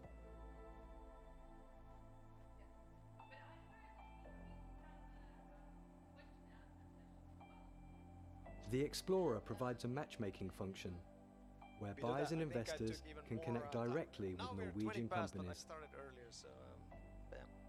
To solve our challenges, we have to work together across borders, sectors and industries. The world needs new solutions for a more sustainable future. Examples, but here is something, and now I don't remember anymore how it was pronounced. Your yeah. All right. Thank you, Antti, for your comprehensive speech. Despite of some It's time to choose problems. greener, better and smarter to leave the next generation with a healthier planet. Я пропоную зробити паузу. Together, we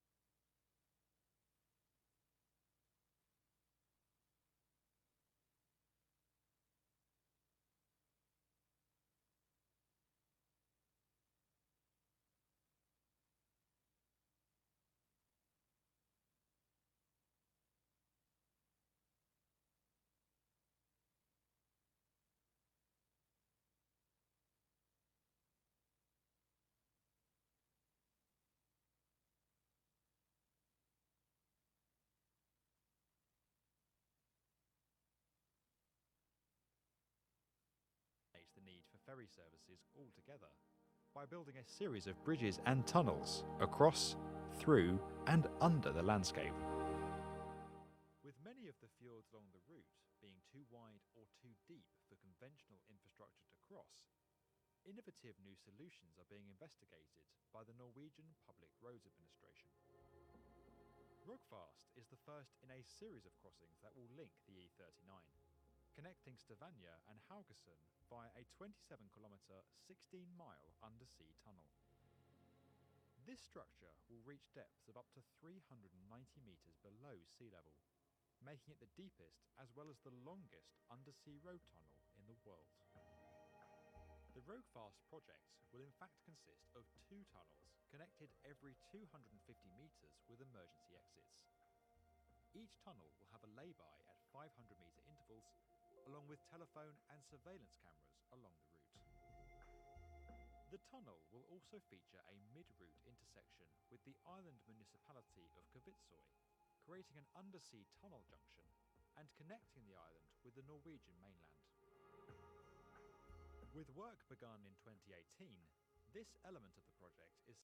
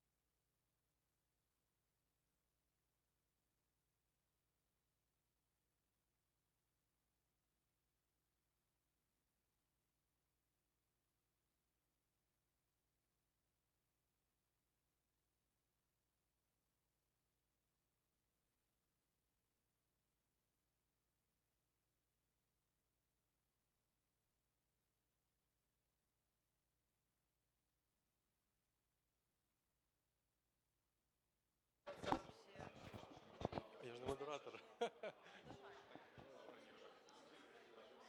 Шановні колеги, просимо вас проходити. Розпочинаємо.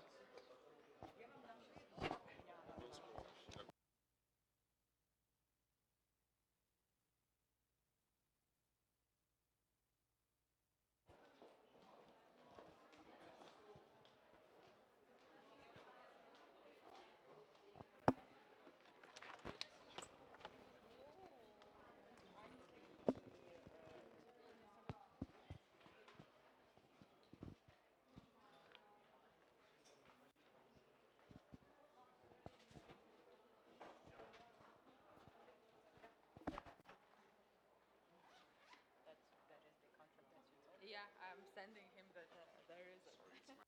Yeah, thank you. I can give him mine as well. Yes, yes, yes.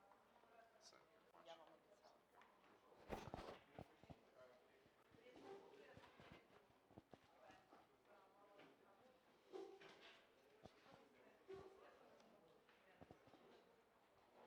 Шановні учасники, ми продовжуємо наш сьогоднішній освітній захід, і я запрошую до слова нашого експерта Enterprise Europe Network та аналітика ринків Державної установи Офісу з просування експорту України Аліну Стрілець.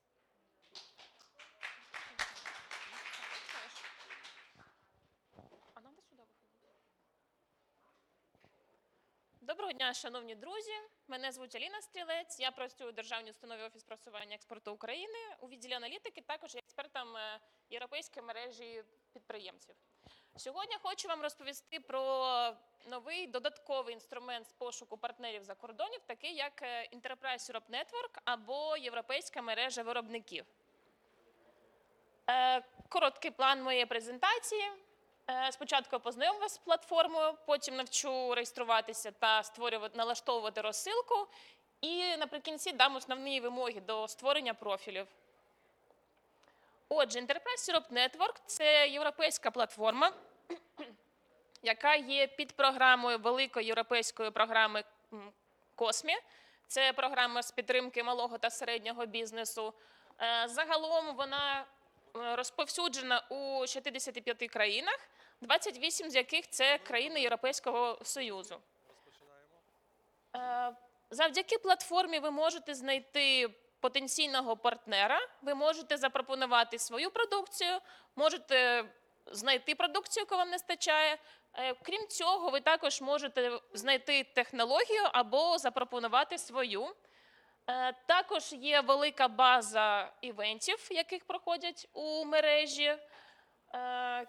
І ви можете швидко шукати пропозиції, які вже було опубліковано, або створити власний розширений профіль. Щоб долучитися до платформи, взагалі існують два шляхи, але я завжди рекомендую. Перший – це скористатися сайтом Офісу з просування експорту, посилання на який ви можете побачити на слайді, або у розділі «Допомога бізнесу», «Пошук партнерів» і «Пошук партнерів у ІІН».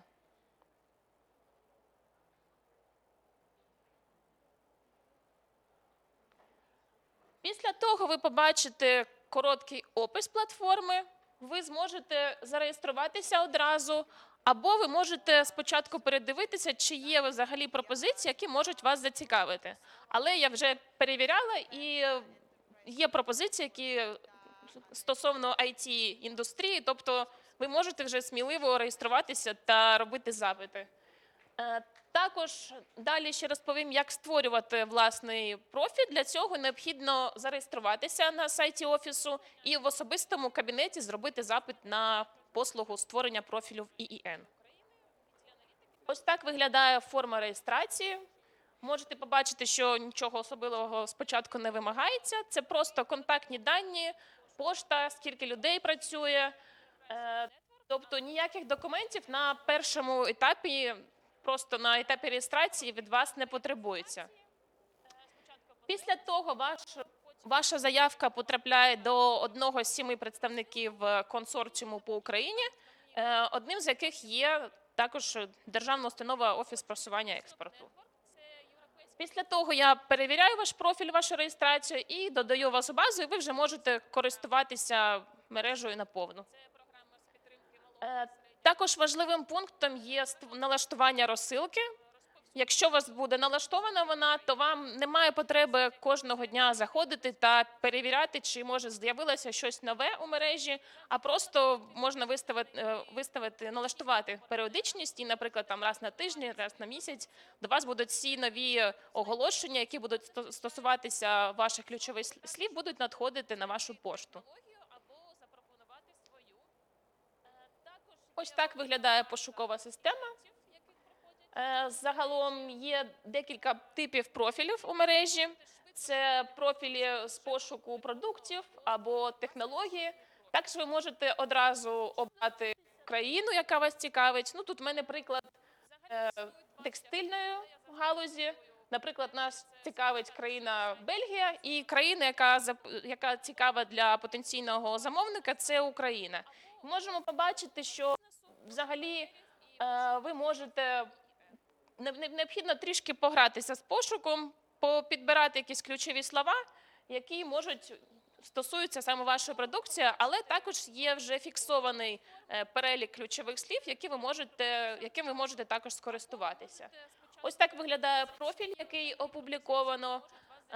Ви при реєстрації, при створенні профілю необхідно зазначати, скільки людей, також можете зображення продукції, якщо це можливо в вашому випадку.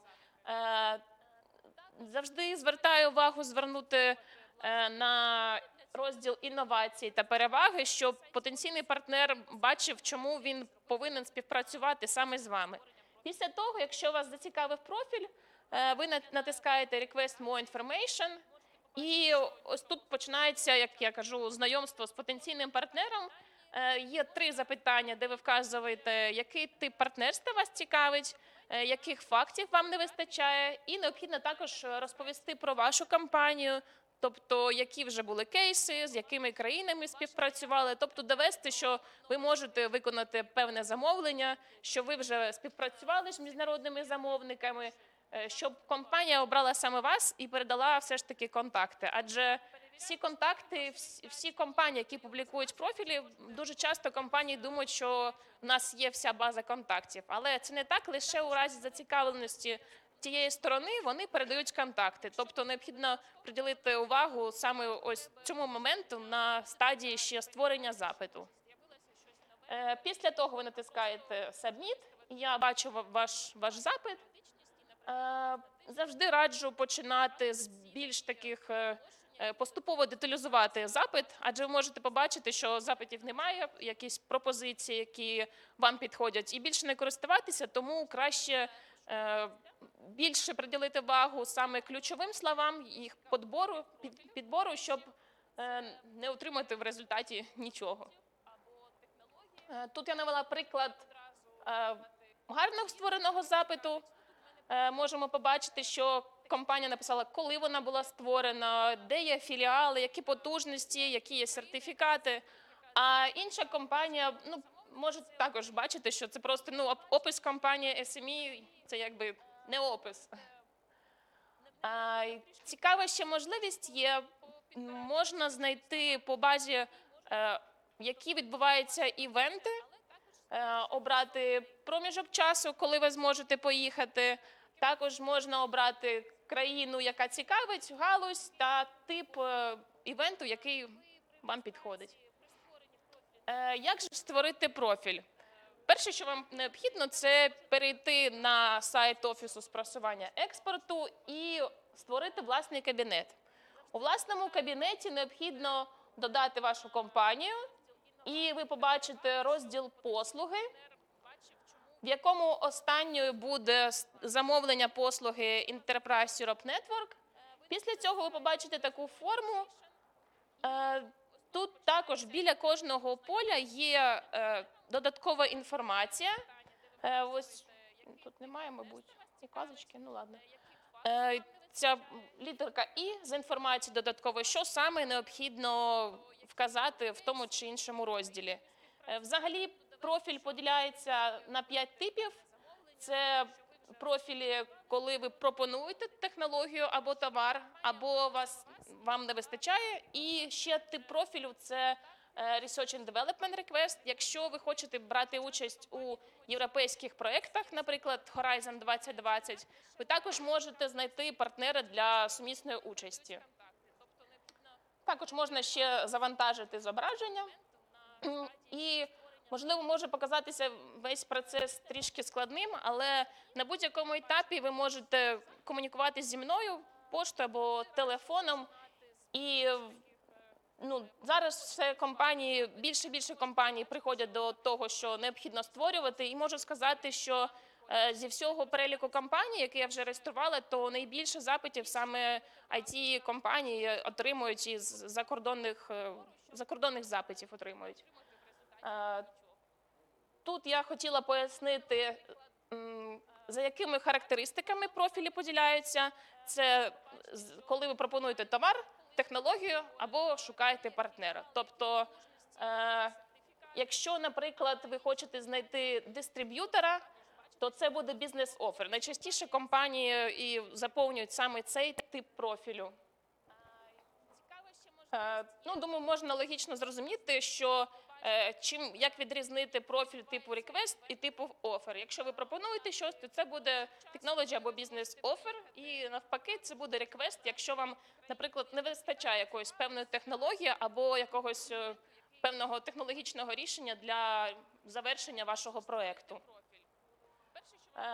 Щодо загальних порад зі створенню профілю, це необхідно уникати професійних жаргонів, необхідно використовувати просту лексику, адже ви не знаєте, хто з іншої сторони буде передивлятися ваш профіль. Також, як я вже казала, всі профілі в мережі, вони є анонімними. Тобто ви просто пишете Ukrainian Company, наприклад, адже всі контакти приховані до того моменту, поки сторона, якої зацікавлені, вона не скаже, що вона також зацікавлена. Тобто, коли дві сторони зацікавлені, тоді ми передаємо контакти. І це може також трішки займати більше часу через це, але просто завжди попереджую завчасно, адже потім дуже часто компанії дзвонять, кажуть, дайте мені ці контакти, але це може зайняти десь від тижня, наприклад, поки інша сторона відповість та надасть свої контакти. Ось так взагалі виглядає профіль. Це ми створювали для меблевої компанії. Можете побачити, що тут вказані всі сертифікати. Також ви можете написати, наприклад, описати свої якісь успішні кейси. Ну і все.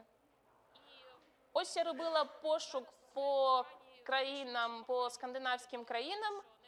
І бачите, що є 60 запитів та пропозицій країн Скандинавії. Щодо запитів стосовно IT-індустрії, можете побачити, ось які можна використовувати, приклад, які ключові слова можуть відповідати та характеризувати саме галузь IT. І ви можете побачити заголовки, взагалі, які існують, пов'язані з IT-індустрією. І також варто зазначити, що ви шукаєте і ви з України. Це ось, наприклад, третій стопчик при пошуці, варто також це вказати. Взагалі ви можете зробити фото, щоб одразу знати, які ключові слова. Якщо ви не будете використовувати цей, як сказати, гібкий поиск, використовуючи свої власні ключові слова, то ось це приклад ключових слів, які також стосуються IT-індустрії. Ось один з них – це, наприклад, шведська компанія. Це як приклад для створення у подальшому вашого профілю. Це шведська компанія, вона пропонує софт, щось там для моніторингу персоналу. Також я завжди раджу підписуватися на сторінку Офісу з просування експорту. Раз на тиждень ми робимо публікації по новим пропозиціям, які можуть бути потенційно цікавим нашим підписникам. І також ще хочу звернути увагу, що зараз ми плануємо проведення тренінгу по заповненню профілю, де я буду мати більше часу і прокоментую кожне поле, що саме необхідно там ввести. Ось є посилання на реєстрацію. Це буде відбуватися у міжнародному виставковому центрі, так що буду рада вас там побачити. Вже реєстрація відкрита, ще є місця. Але необхідно мати з собою ноутбук, адже ми будемо саме по закінченню заходу у вас вже буде як створена чернетка профілю для публікації. Тут я описувала успішні історії. Можемо вже похизуватися успішною історією з освітлювальною кампанією. Це було рішення для освітлення промислових приміщень. Та також є успішна історія з пошуку дистриб'ютора для меблевої компанії. І знаю, у моїх колег є успішна історія з пошуку партнера для IT-компанії зі Львова. Вони знайшли собі партнера у Швеції саме за допомогою цієї платформи. На цьому слайді мої контакти, пошта. Тому, якщо буде цікаво, сподіваюся, буде, пишіть, дзвоніть. Дякую.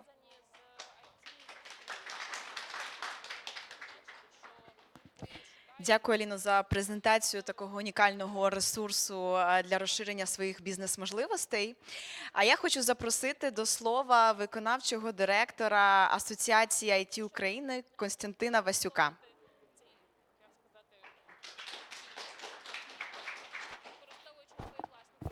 Добрий день.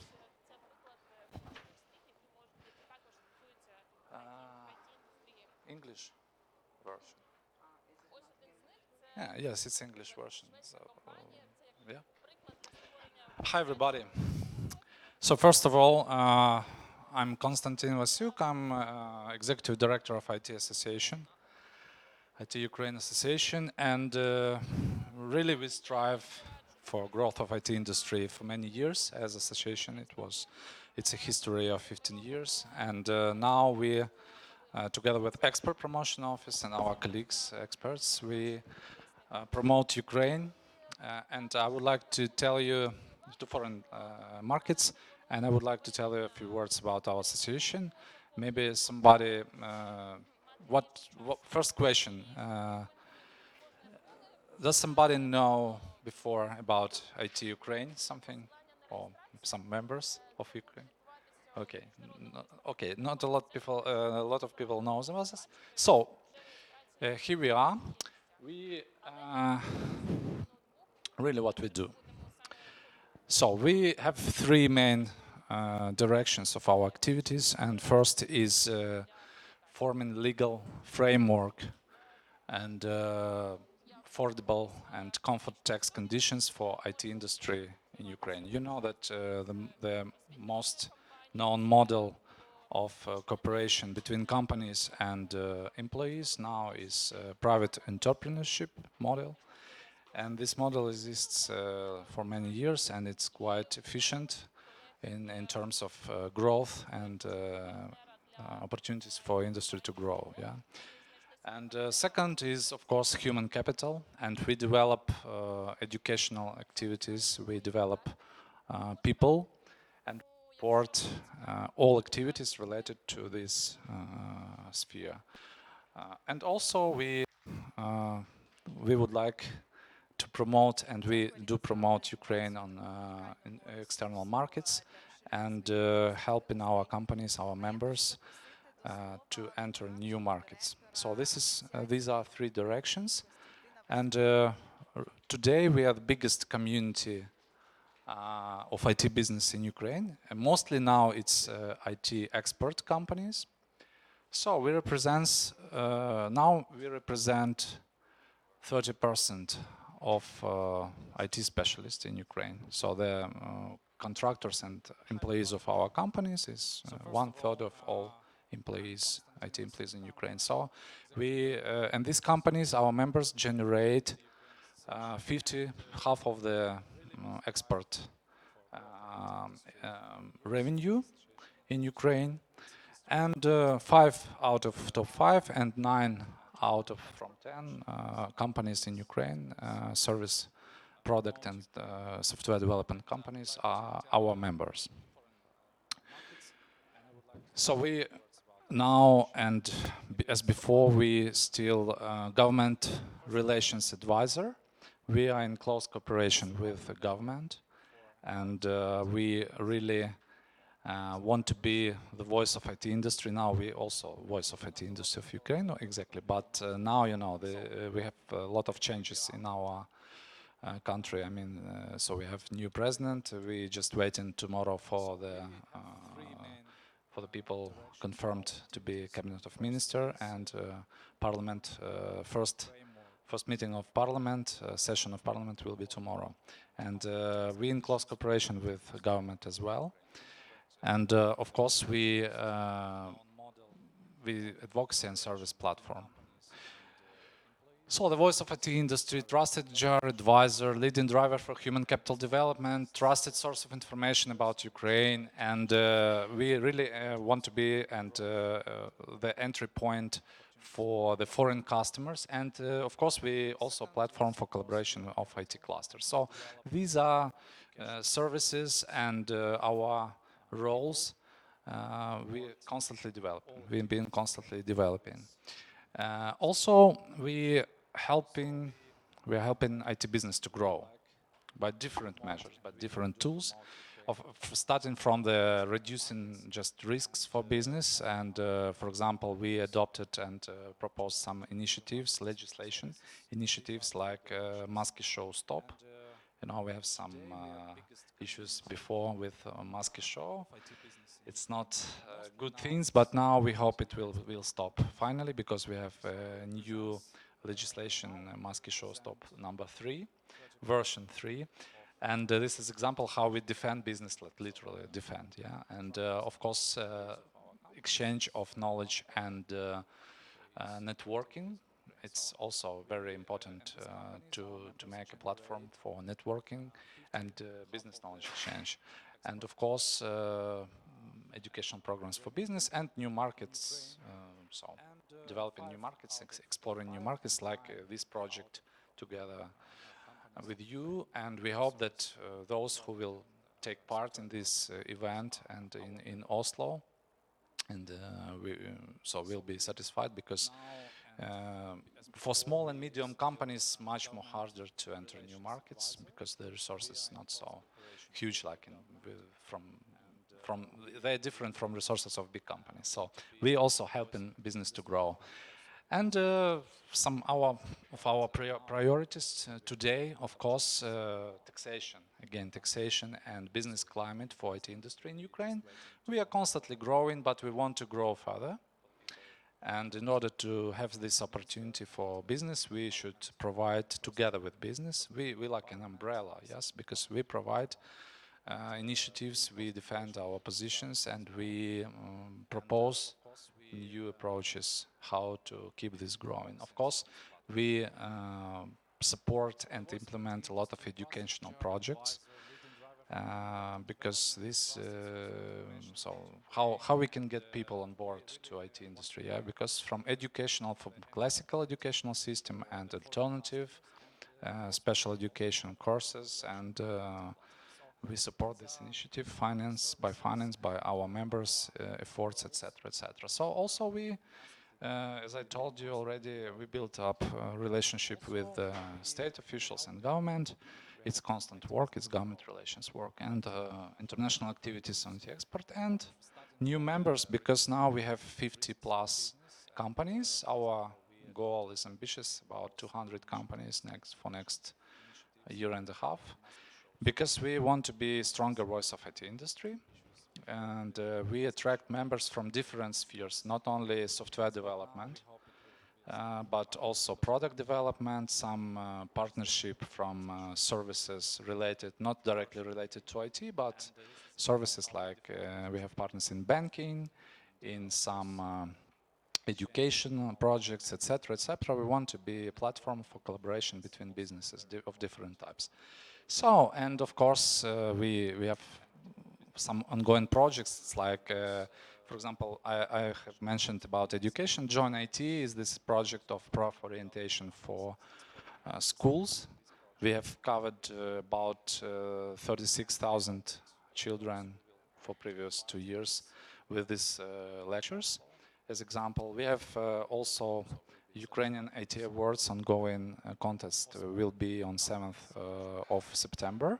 It's nominations for best IT specialists in Ukraine, for example. Some of the projects are here, but our members so they are welcome to propose, to initiate other projects, but now projects aimed for these three directions, as I mentioned before. And of course, our trade mission to Norway is also listed here. So we open for cooperation for small companies, for middle-sized companies, for big players, and we are open for, to make joint results, to achieve joint targets, to improve our IT industry and to develop our sector in Ukraine, to make it stronger and to develop people, to make also to be more qualified and to bring some new opportunities for businesses and people in this business. So you're welcome to contact us, and glad to be here. Thank you very much.